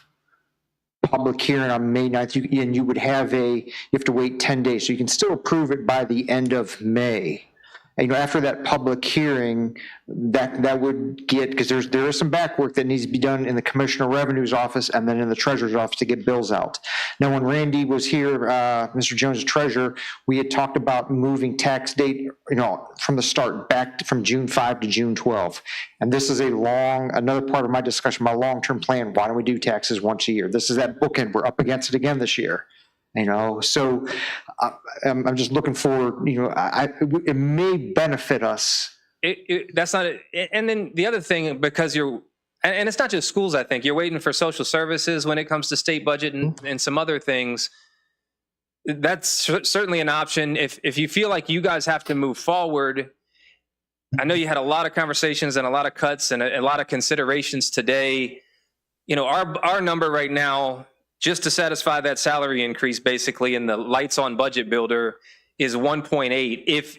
If you work through everything and give us a number that is 1.8 or less, even before the state money comes in, then I could probably work with that to figure out how we can adjust things. Is that helpful? I mean, So the numbers, the money we're expecting to get back from the state, do we expect that to be higher or lower than the year we're coming out of? I think right now, if our request is $1.8 million to the locality, I believe that the number from the state is going to drive down that 1.8. I just don't know the sum. You think we'll probably get more from the state than we got last year? I think so. So the way it works is right now we're operating off of Governor Youngkin's budget. Right. And so we have plugged in all the variables to Governor Youngkin's budget.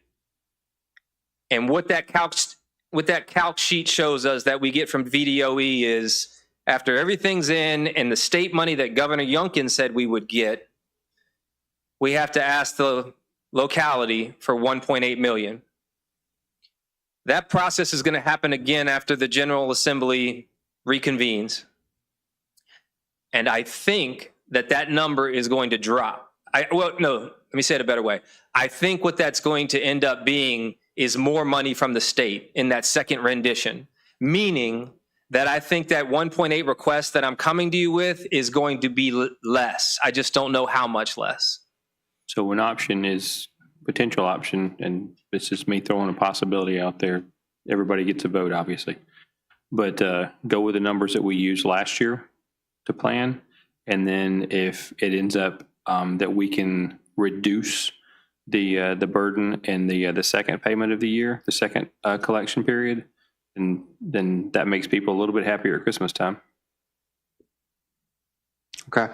So what it will, And then on top of that, so I'm looking here for, public hearings on May 5. Again, the way state law reads is, please, nobody take me, this is just hypothetical. You can advertise a 60-cent tax rate, and the board, once it's advertised, public hearings, you can come back and approve something 60, 59, 58, 57. You cannot go higher. So let me get with my finance crew. And I'm still shooting for this. This will still keep us on track. Okay. But so the way I see it, there's three big bins, three big variables in this equation. There's the demand signal, 145 million. We've put a lot of time and effort, y'all especially have put a lot of time and effort into shaving that down to get it as small as possible. Probably still got a little bit more cooking to do based on the numbers we did today, but okay, that number is what it is. On the other side of the equation, you've got the supply for the revenues. There's still two significant variables there. There's the tax rate, there's the assessment, and that's the elephant in the room that we have not addressed. We've kicked around raising taxes, maybe not raising taxes. We've not addressed what we're going to do with that assessment. And you don't really care about this. Well, you do, but as a citizen, but not as the school. Yeah, but anyway, that's a rather large elephant in the room that we're not addressing. Is how are we going to handle that assessment? So before we get to April 22nd, May 5th, whatever that date is, we need to figure out what numbers you're working with there. Otherwise, we're just going to kind of go round and round. And I worked with the revenues that were projected last year plus 300K. I think that's I think it's conservative. I'll revisit that number, but that's the number that I use because I know we are waiting on, A, are we keeping the reassessments, then B, what do those final numbers look like? Yeah. But based on an equalized tax rate, I've got an idea. I've got a base number plus 300K of what I've plugged in as far as revenue. Gotcha. Correct. Yeah, I understand that, and that's where we come up with a $5 million shortfall. So, if we leave the rate the same, we're actually probably good. But that's assuming we take the assessments at face value. No. We really want to dig into that and find out how that affects, because I don't have a ton of data points, But the data points that I have tells me that a lot of the tax burden is being shifted over to farmers. People with property, their property values went up dramatically more than the people that are living in housing development like myself. And so I want to make sure that we're not shifting an inordinate amount of the tax burden over to farmers or just landowners in general. Does that make sense? So I was going to think of using that as maybe putting on the agenda for the next, the board meeting to have that, maybe start the discussion. Yeah. Well, agree. It needs to be done. I don't know about starting the discussion. That's the thing, is that, we can kick the can, but really it's like, how do we get to a decision point? That's where, is how do we get to a decision point? And it's like, what options are there, Matt, with the assessment? So you've got the assessments that, some people deem, okay, that's fair. I understand it. And I've got some of my properties that way.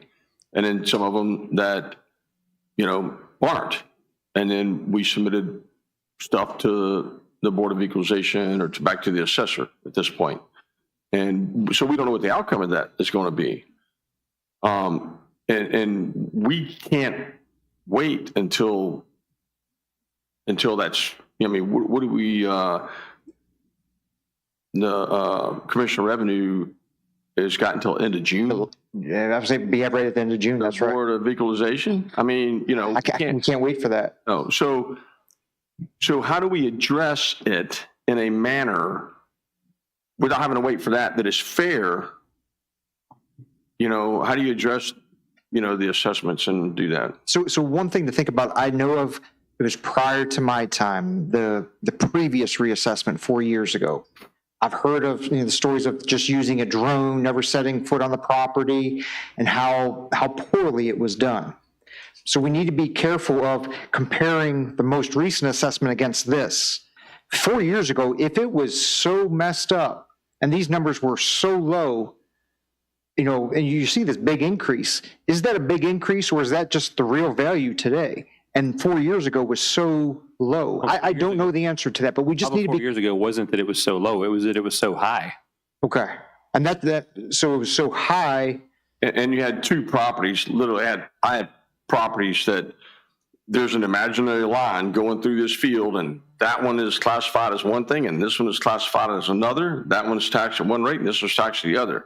But if you had a blindfold and I spun you around, took the blindfold off, you couldn't tell one difference from the other. But I think Mr. Davis made a point about another property. It was on a hill, 6,000. The two assessments ago, now it's at 66,000. So in that case, that property was dramatically low. Was that really a $40,000 assessment 4 years ago? And it went up, up to 50, 60. I don't know the answer to that. Some of the changes, I believe, are legitimate. A lot of them are legitimate, actually, because they actually went out, from what I saw, they went out and they looked and said, okay, this is a new building, or hey, they see this, Now, in some instances that I think Kathy has spoke about, where they said that an outside grill was a kitchen or something like that. The guy was wearing a different set of glasses. So, it's like, that's why my question is, how do you make a blanket? How do you make a blanket decision that's going to affect the assessments fairly? The people who are filing, a claim against it, we're going to have to wait for that to play out. So, I've got some of those they just got to go in and play out. And that's where the individual assessments come in. Okay, that's how the individual assessments, be it, farmers, ranchers, whatever they are, that will play out that way. But how do we impact, because they're doing they said a 21 to 24% increase over time. That's what they briefed us on. Some are higher, some are lower. Some are hundreds of percent. So how do we impact that up here, where it's fair? And one thing I want to know is, I think it was touched on, how many people have made an appeal to the Board of Equalization. If you look at that and you look at the total value of that property, if that's 1/4 of all the assessments, that's not going to have much of an impact. But if 15% of the population appeals to the BOE, then that could be some significant changes. I think whenever that appeal date ends, we'll get with Commissioner Revenue, say, Ms. Puckett, how many have applied, and look at that dollar value based on the $5.2 billion assessment. That'll give us a confidence Yeah. test. What's your recollection? I think she said there were 11. 15, or that's what I remember. Thousands of properties. So yes, I think we all have anecdotal evidence or questions from a few people, but the people that have been able to successfully get it in and appeal it and change something is a real but small percentage. So I think you kind of have to take the assessment on the grand scheme of things. Yes, real estate is up. It's up for everybody. It's a value. That's why you do the equalized rate. And I think we need to decide. So at 56 cents, we're taking in the same amount of revenue from real estate taxes as we took in last year. That's what that 56 means as being an equalized rate. So the revenue from real estate last year to the revenue from real estate this year. I don't think we're allowed to discriminate with that 56 based on property type. So there, what are the other levers we could use to implement what I think we all intend to, which is maintain the rural character, some more farmland, some more forested land. There is a land use provision in our zoning code. There are. So I would be happy to entertain, like, do we tweak on the min acreage sizes or the value of that the Commissioner of Revenue resets that taxable property to? I mean, it's not zero, right? It's some other number other than full value. Because they are still getting some value out of that property, right? That's true. So whenever the large property owners, if they have their property entered into either a conservation easement, land use, or something like that, you pay less taxes on it. Okay, there's no doubt about that. You bring up a very salient point, by the way. There are people that I know of that are not, they're not rich, but because their family over time, they now own land, but they don't have the education or the wherewithal. They just don't have a lot of money. That money goes away over time, but they still have the land, so they still have the taxes. And if they haven't filed their land use for whatever reason, I mean, they forgot, they didn't get it in the mail, they got lost or whatever, they missed the boat. Okay, they're screwed. And I mean, you're talking some big time taxes on that and on that land. And that's where, so one thing we could do that I would like us to do is look at changing our land use applications to once every 5 years instead of once every year.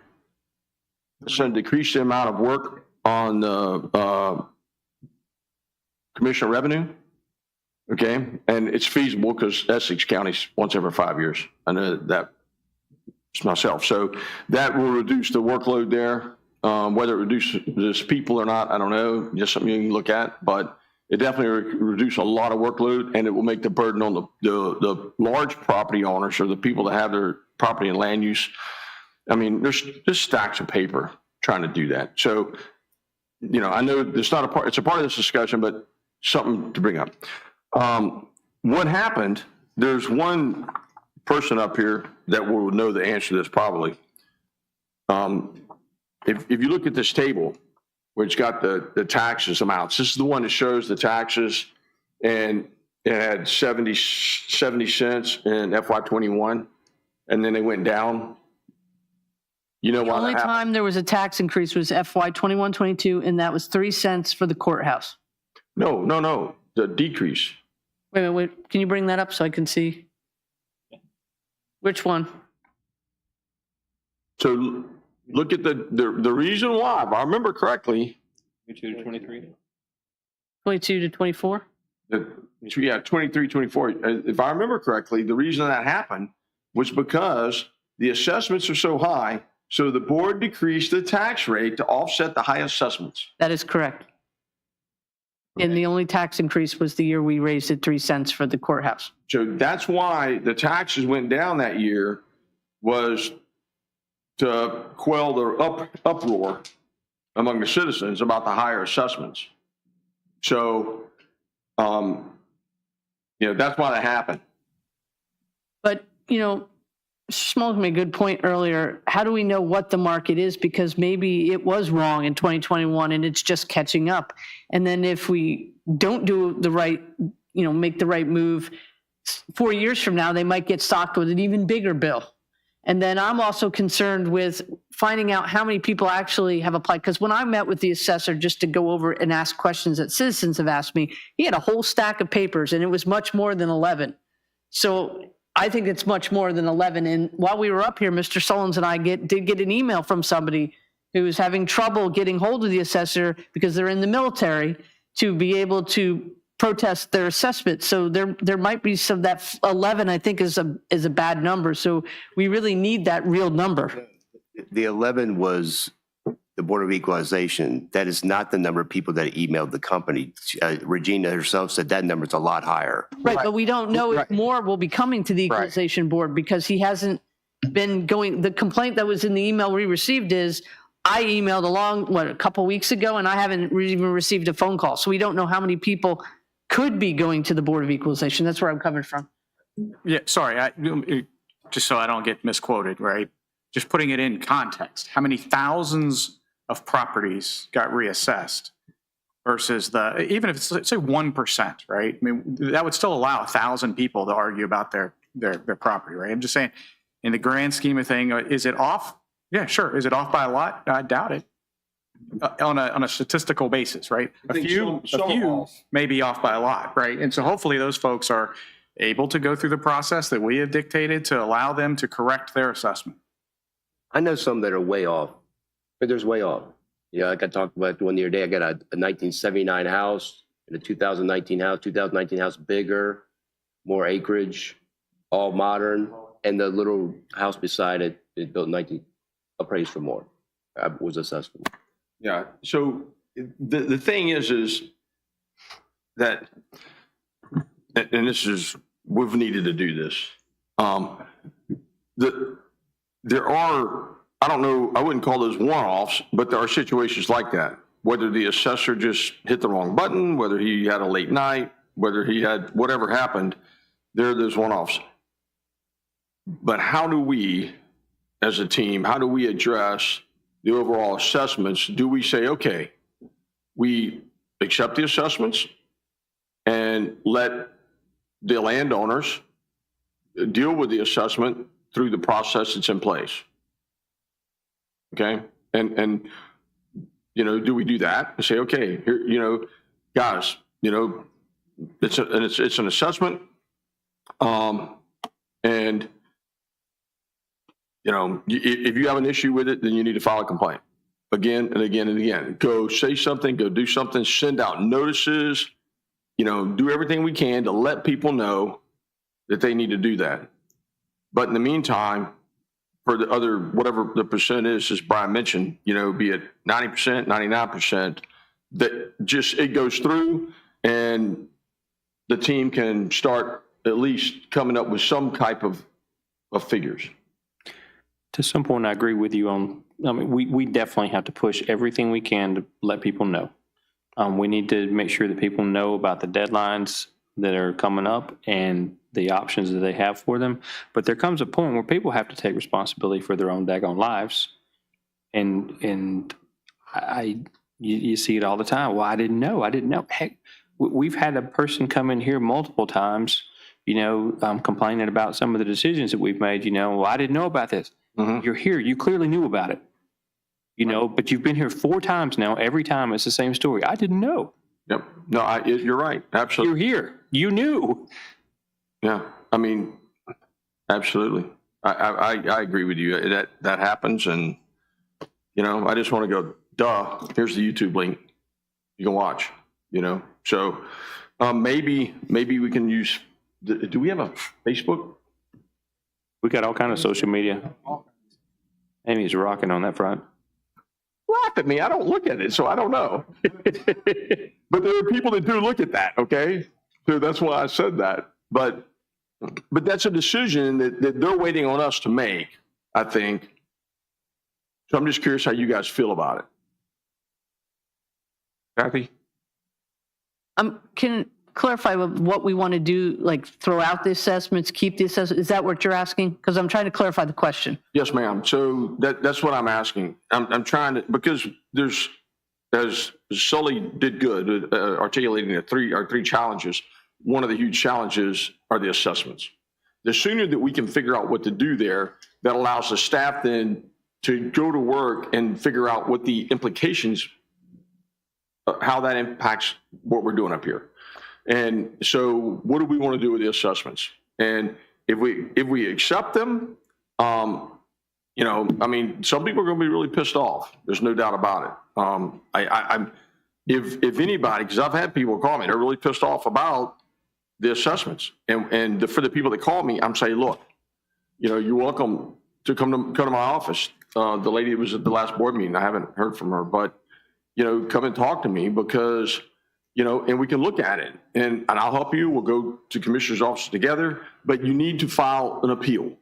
You need to appeal it, you know, but if they do nothing, you know, the thing is we need to make a decision. Do we say, okay, we throw them out? Because I can tell you at first, I was like, you know, nope, they're all jacked up. Basically throw them out. I said that at one of the meetings I felt like, and I think Bill did too.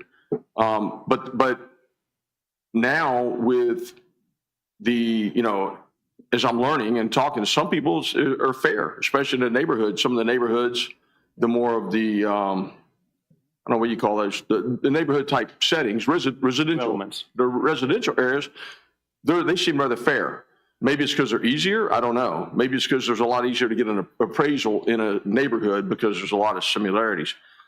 So they seem pretty fair. So where I'm having a problem is figuring out, you know, how to break that apart. And the way that it's already broken apart is that there are land use, there's easements, there are other programs that people have to apply to.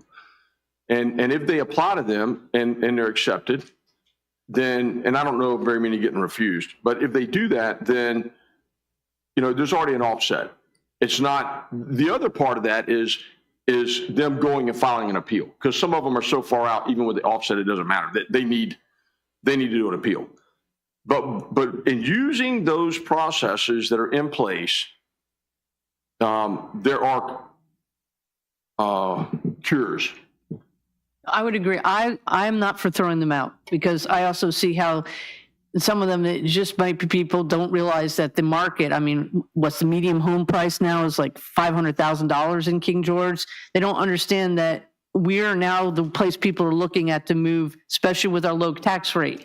And it's very attractive. If we bring it down even lower, it's going to become even more attractive to developers and, you know, people to come here.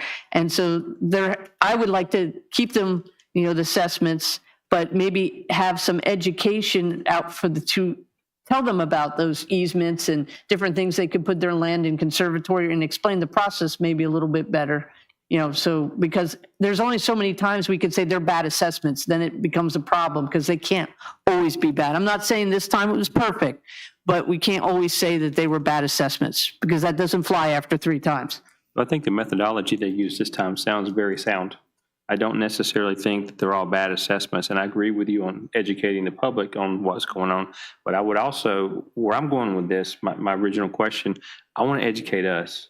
I want to make sure that we understand the assessments. It's real easy to say that, you know, they went up, you know, by 24%. Okay, that doesn't sound like it's that big a deal. You know, I look at mine went up, I think it was 18%. I look at that number, I look at, you know, houses for sale in the general area. Yeah, it's about right. I'm not even going to ask for my field sheet because it seems like it matches.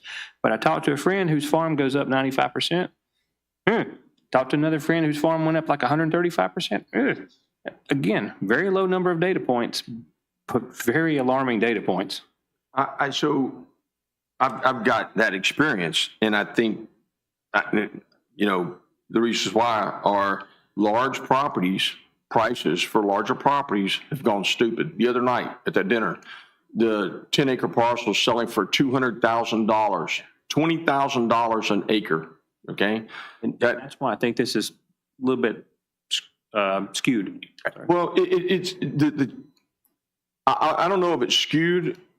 They may be selling for that. Here's the difference: if the people own the property and they don't want to sell it, but they're paying taxes on that. And it's like, I don't want to sell it, but I'm paying taxes on it in case I want it now. I feel like maybe they have to sell it. I don't know. But then at the same time, I looked at another parcel of land, and it was 100 acres, and it sold for over $1 million. Well over $1 million. And I'm like, that's crazy. I'm not paying for that, I can use it, but not for that. So it's just people are paying that seems to be stupid money for these parcels because they're moving out of these places. They're selling their homes for a ton of money in Fairfax. The one individual that I talked to at Fairfax, and he comes down here and he can buy a whole farm. No, I agree with you because I do not want to price out our landowners that have farmed the land, the property we were on for the Tulip Festival, somebody who's owned that property for over 100 years. But their concern is the 2 data center properties in near have jacked up their taxes, and that's not right because we want to keep that farmer farming. So it shouldn't have, because those properties are industrial. That property with Tulip Farm is an A2 or A3 property. Might even be an A1 even, right? So the assessment shouldn't have muddied the water with that. I hope they appeal to make sure of that fact, right? I'm just doing a little quick math because I think we do have to give some direction to Mr. Smolnick on what to advertise. So if we take the new assessments, a penny on the tax provides about $500K. So he said the equalized rate was 56.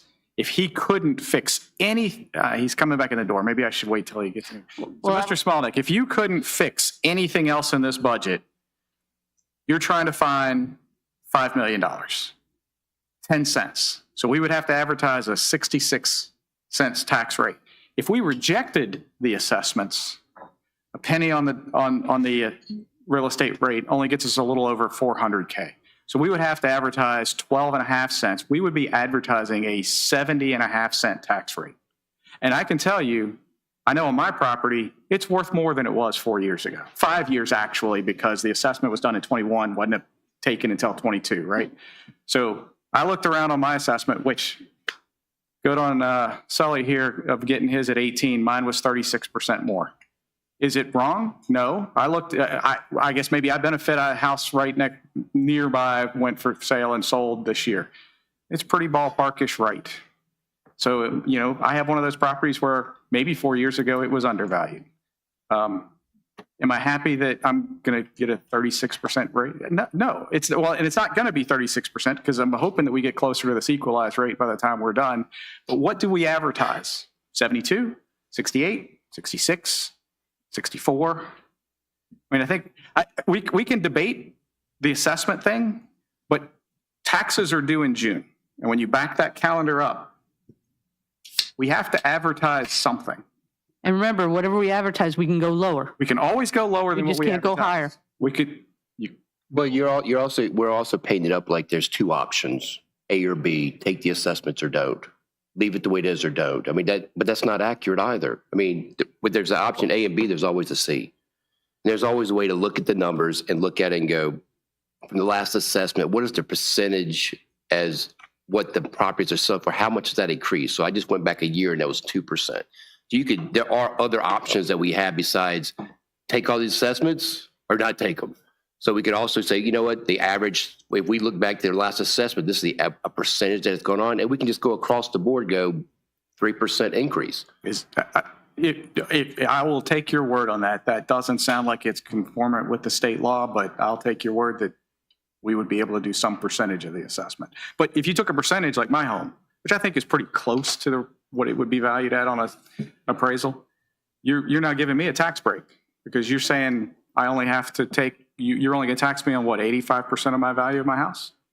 You try selling it for that. That's the whole point is the realtors I talk. That's my point is, yeah, I have a sale that I can compare my house to and it's pretty close. Yeah, the realtors that I talk to tell me that they're not selling the houses for like that here, like that, not for that amount. That's what they're saying. What I don't know, Bill, is how do you do a 2% across the board? Because, and I think that's the challenge. His is up 18%. Some are up over 100%. How does that 2% affect 18 or 100? It's an example. I didn't say use two. You got. No. Even We can go back. We can track. It's easy to find from the point of the last assessments, the average increase of what the market we get some of those reports. You can track that to find a percentage of what the actual sales are compared to, and take it across the board so you have a number. I'm saying there's other, and you can come up with an option D. That's just a C. Okay, so I'm just saying there's other options besides take it all or don't take nothing. There's other ways to bring in revenue. But that's what I was, because I've tried to think through that and I've tried to figure that out. I don't know how that would work with the property assessment. What's legally allowed. And I'll give you an example. I looked at, we get sent the regional, sales from the Fredericksburg Realtors Association. And, a median sold price in King George in 2025 was $490,000. In 2024, it was $465,000. That's a 5.38% increase. So, Okay. So what's a good number is what I'm saying. You know what I mean? Yeah, but so if you got 100 acres of pasture land and you got 100 acres of woods and you've got a house in a neighborhood, okay, and they all are at 2% or 5% or 3% increase or decrease, they're different markets. And that's the challenge with the assessors. And that's the challenge with that. That's what I mean by how do you apply it? I just don't know. It just breaks my brain trying to figure that part out. Maybe the assessors could do that. I mean, I'm not against it. I just don't know how they could break that code. I just don't know how that would work, because there's so much variance already. Sorry, let me pause for a minute. We don't have any presentations left, right? That we're done. I do have one No, question. I think this is a valuable conversation. I didn't cut anything from the library. I know Robin was out there. Unless there was anything specific, I said, Robin, I said, they're deep in discussion. She heard it. That's why I went out there. But I didn't have any specific cuts. Remember, a lot of hers is a separate fund anyway. So It looked like it was really small. that's right. It's Registrar actually went down, so. right. I'm not. All right. I actually have something in the outside agencies. It's mandated from, and Mr. Sullins, you understand this, GWRC, they added a couple of things in their budget this year that possibly could be cut, like the lobbyist and the continuum of care part. I think that's like over 10,000. You know what I'm talking about? Say that again, I'm sorry. There was a couple of things that were added in their spreadsheet, GWRC. One was a lobbyist and one was something with the home continuum of care that possibly that was an extra add-on that could be taken out. I just don't have the figures in front of me. I think it was relatively small for us, though. Well, I know one was a little, like about 10,000 or so. Is that about right? I don't remember. Yeah, I believe it. So we don't need Dr. Boyd or Jen anymore. And I don't know, have you guys met Jen yet? Jen, would you like to, just. Awesome, thank you. She's been a big help. I was just throwing it out there since we're cutting. That's something that possibly we don't contribute to. Second. Was that a motion? I don't know the exact number, so I can't make a motion, but I'm just putting it out there of things that possibly could be cut out. Okay. So I guess it's, trying to kind of get this discussion back wrapped in here, the reassessments. I'm going to, go back to 22 years local government experience and, multiple reassessments in localities. There is, and I think somebody said it right, people need to take responsibility for their own properties. There is something cooked into the process to allow for appeals. There are multiple steps. You meet with the assessor, you go to BOE, then I think you can appeal that to the circuit court. 3 different steps. If people don't take advantage of that, then we really can't help them. But my recommendation as a county administrator, in my understanding of local government, it is you accept them as they are or toss it out. And I always appreciate different options and everything. But it's you accept them or you're not. So I'm just looking for guidance from this board. I've heard some things. Let's just toss the whole thing. But I think Mr. Metz said right. The value of a penny is not $5.17 anymore. It's $4.12. So then your tax rate's actually going to have to go up. So I'm just looking for guidance from the board with the reassessments. What are you comfortable doing so I know how to proceed? You go back to your slide that had the trend, or actually, no, the deficit at the bottom, the $5 million deficit at the bottom. Yeah, that 0.10, is that an indicator that It's 10, yeah, it's 10 cents. that's Yeah, so based on a 56%, I'm sorry, 56 cent equalized rate, because and the assessed value as is? that's right, because a penny's 517,300. So rough numbers, that's 10 pennies, 10 So what cents. I'm seeing from that is if we leave the tax rate alone at 68 cents, but take the assessment as it is, we don't have to do anything.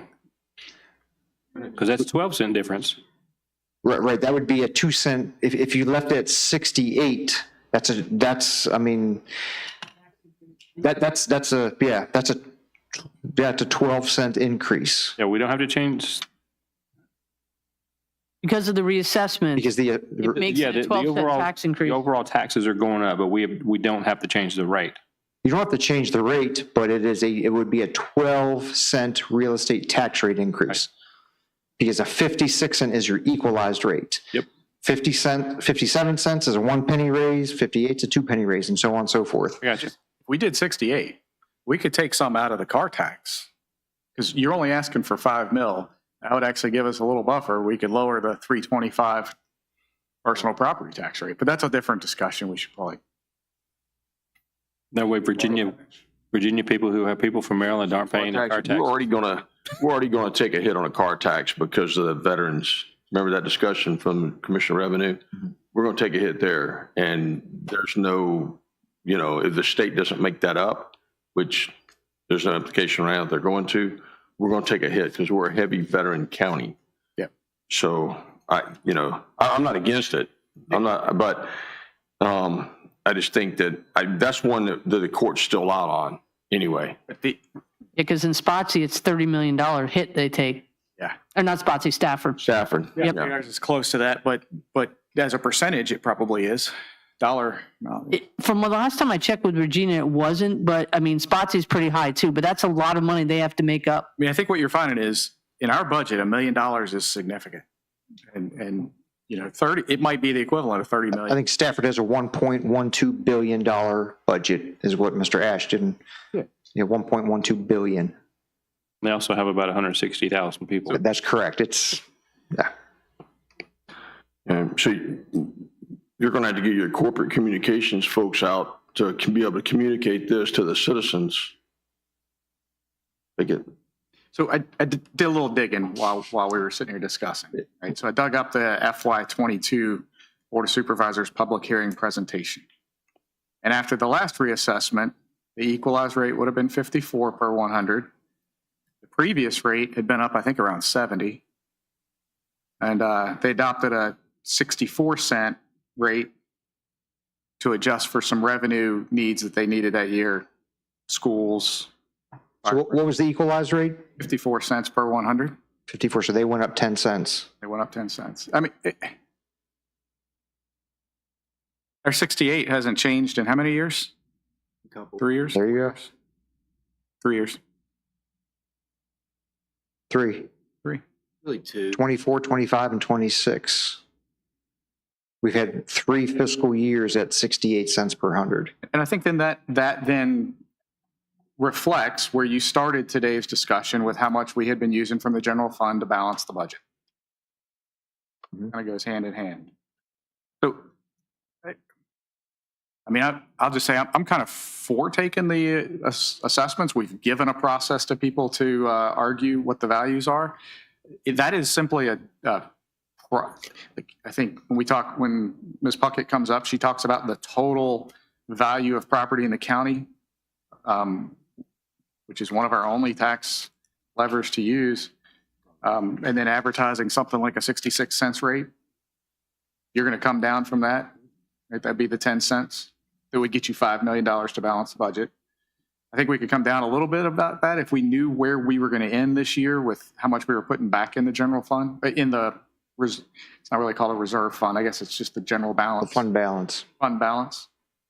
Because I think I noted from the audit and then the discussion with Davenport the other night, I mean, our fund balance carryover is more than the 15% that our policy dictates, I have a hard time of understanding whether it's double that or only maybe, a few mil more than that.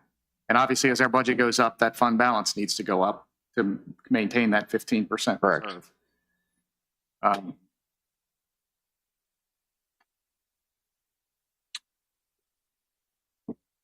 It's still a rate cut, but it is additional taxes. But that is not what we're agreeing to, right? That is what we're advertising. We come down from that based on what services we decide we don't want to provide next year to balance that budget out. We can always have a lower, but that's only if we're going to take the new assessment. So back over to you. You got the information you need to go forward from here? I do, yes, sir. This is still a working document. So, nothing is, the next step it can be changed. Yeah. So, Mr. Dillard, you got the information you need to go forward? Awesome. So when we talking to the public, when are we going to advertise a potential? So I had it in here. April, I think was what he said before, unless we push it. It was on another slide. Hang on. There we go. So this is the goal. The public hearing for the budget and tax rates will be May 5. Yeah, meals tax is April 22nd. And you wanted to present a balanced budget on the 22nd. So That's my goal. How much more is it 2 seconds to bring in? Was it 800? I think it was 800,000. And That's something. that was already accounted. That's already cooked in. Yes, sir. That's into the budget. There's cameras in the school zone. Yes, cameras in the school zones. I don't agree with that. why not? But here's the thing is to keep the property tax low, we want to tax everywhere else. No, Think about that. I mean, people that's go to- not taxing everywhere else. That's Well, I'm not saying that. You just got to think, a lot of times these cameras are revenue makers. You keep saying revenue makers. they are. But People that break the law. They also, yeah, exactly. They hold people accountable to obey the law. I just have a problem with all these cameras. It frees up deputies to be other places as well. I would never argue for them for the revenue part. Safety in school zones and freeing up the deputies to go do their job in other places, that saves us on staff time Which while maintaining Translates to safety revenue. in the school zones. But same as not red light, what do they call them on the school buses? The little stop sign cameras? Yeah. On school buses, I would be. No, I agree with that one, but it's just, Davis just made a comment about saving deputies. You could save that if we put cameras everywhere to control speed. So I'm not for that argument. I'm for, you have to be 11 miles over the speed limit to get a ticket. See people do it all the time. They drive, I've seen someone pass a bus the other day. They're behind it, stop sign on and through, that's the kind of stuff where, there's people, that's not only a dangerous community, it just happens to bring in revenue, but it's a danger to the community, danger to kids. If that was my kid on that bus, I would have followed that dude. My understanding was the sheriff had brought this up with the schools, and it sounds like it kind of just died. I'll re-engage Dr. Boyd and Sheriff Giles to learn more about it. I know Spotsylvania and the city of Fredericksburg have it in their school zones. So we're talking about keeping our kids safe. We put metal detectors in our school, but knowing vehicles that I got no problem with vehicles come around school. Like, no, they got cameras outside, hopefully too. They got them at the football field over there and whatnot. The meeting's over.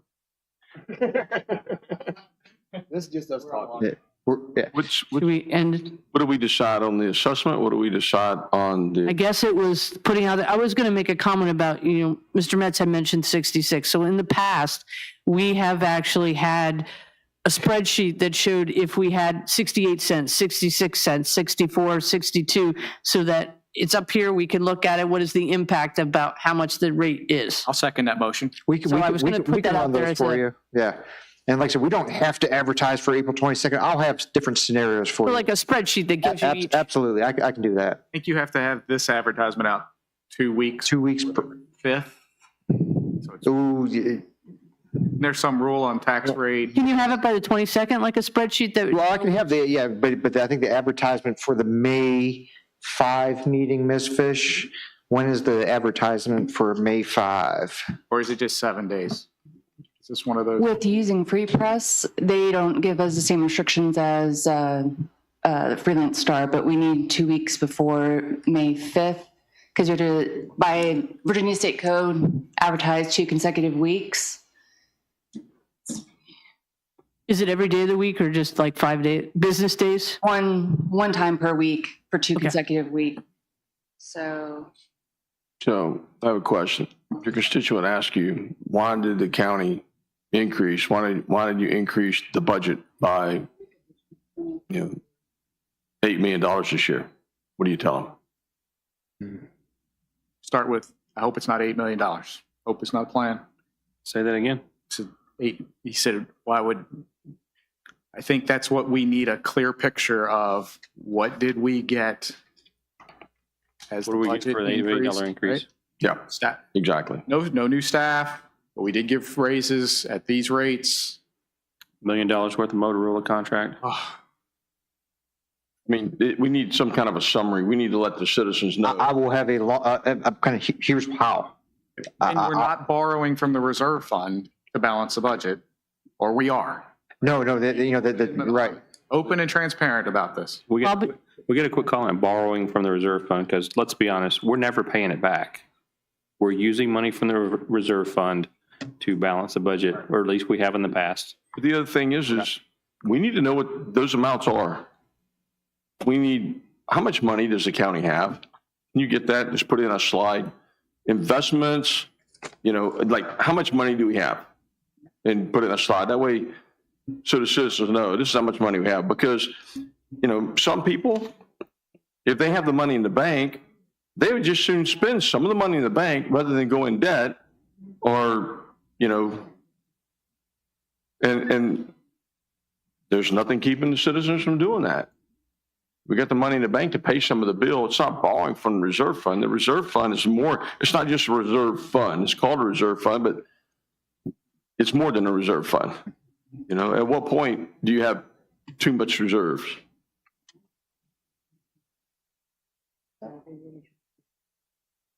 All the CIP out of the reserve fund. Whose reserves are? Yeah. But hold on, So before- board, It's actually, can you repeat what you were asking a question about the citizens? Because my neighbor, who's the nicest person in the world, he's come up to me twice upset about these assessments. And the question he asked me is exactly what you said. What do I get? What do I get for the extra increase in my taxes? What are the services? What do I get for it? So I would like to be able to answer that question finally to him. Yeah, it's not that, we need to be able to answer it. Be careful where you go with that because a lot of that is in terms of it's salary increases, and a good portion of that is for our teachers. And we got a lot of folks who don't have kids in school, and they're going to come back with, well, my kids graduated. Well, you know what? There were people before you that paid taxes so that you could go to school. I'm paying taxes so that other people's kids can go to school. Just be prepared to have that conversation. Mr. Stroud, you said something I think very attuned earlier in the meeting today, right? I think we all feel like we live in a good community, good schools that raise our kids to come out to be great employees or go on to other things in life. We're a fairly safe community. We've done a good balance, right? And so we're trying to maintain that. And one option is to go to 56 cents and nobody gets anything new and we take a bunch of cuts, right? We got to cut services to stay at that level. So, Work up your timeshare report, like I told you about before, option 8, platinum, gold, silver, and present it to them. This is what you get. This is what we take away. This is what we take. that's right. But I was talking with Ms. Fisher on the side.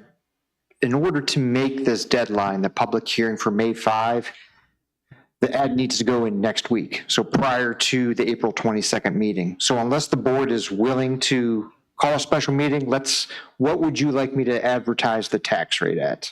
What if we put 68 And then you can always go down. Then we could debate. I do warn you from the past, we'll have a lot of people in the room. That's right. It's okay, been there, done that, got the prize for it. But with the understanding that we could lower it down. And that's the message we give out. And then you can come back and give us, what do we, I can really drill down. And so I think that's a safe bet. Because we can always go lower, like I said earlier on. So general consensus from the board, we'll set the public hearing or the public hearing for the tax rate for FY27 at 68 cents per $100 assessed value. I would rather do the 66. Just because, I mean, people aren't dumb, okay? If you advertise something for $1 and you sell it to me, you're going to sell it to me for 50 cents. Oh, look, you have 50% off. Like, okay, really? I'm not dumb. Call it 60% and give me, 4% off. I guess what I'm hearing is a lot of concern that in my mind might change that total value of property, which is part of the math. And not knowing the answers on those, 68 would at least leave us the open that, like, if we completely rejected the assessment, we can at least start with the same revenue number. That would make the budget still really, really painful. That from nobody gets a raise, nobody gets their staff. We can't pay inflation on licenses and equipment. But it gives us, I think, some alternative. But I guess I'm trying to read the room here. 68 gives us the option to go down if we need to, but we can't go up. Correct. If we say it's 68, we can go down, but legally we can't go back up if we figure out that 66 won't work. Just in my mind, just for the record, in my mind, I have a lower number. I like And be clear. lower numbers, but I like the flexibility. Just worried that you guys are convinced us all to reject I want to see what the options are. I mean, of different rates, but if exactly what you said, if we don't advertise it, we can't meet the deadlines and we have to put in one number, but it can go down. Yes. So I will definitely get you options. We're gonna have a menu board, but is it so general consensus 68 cents? And maybe we'll do a roll call on this just to clarify. Aye. Well, let's make a motion to make it actually sound right. Thank you. I will make a motion that we set the tax rate at 68 cents with with always the option we can go back down in the future. So that's not on public record. And this is just for the advertisement and then For fiscal year 27. for fiscal year 27, 26, 27, right? It's fiscal year 27 is, Yeah. yes. Thank you. Mm-hmm. Okay, we have a motion made. Do we have a second? What's next? Any further discussion? Do we have a second? You Do you have a second or no? You get a second yet? Second. All right. Any further discussion? All right, Ms. Bender. Aye. Aye. Thank you. Mr. Stroud. Aye. Mr. Metz. Aye. Chair votes aye. Motion carries. We will advertise it at 68 with the option to go down based on the menu that you're going to provide. Yes, sir. All right, Mr. Chair, sir. make a motion to join the Board of Super. For what? We have secondary public comments. Chris, would you like? Chris, Okay. All right, I will now open the floor to secondary public comments. Public comments. All right, you're fine. You're doing that. Public comments will be limited to 3 minutes. When making your public comments, please state your name and district up front for the record. Do we have anybody who made any correspondence? Nobody in the audience? Mr. Dines, anybody online? No, Mr. Chairman. Thank you, sir. I now close public comment. Would you like to make that motion? No, I don't want to do it now. I'd like to make a motion to join the Board of Supervisors to Wednesday, April 22nd, 2026, 5:30 PM in the multi-purpose room of the Sheriff's Office. Motion properly made for the Second. love. Thank you. No address on there. All in favor, say aye. Aye. Hey. Any opposed, say nay. Chair votes aye. Motion carries. We are adjourned.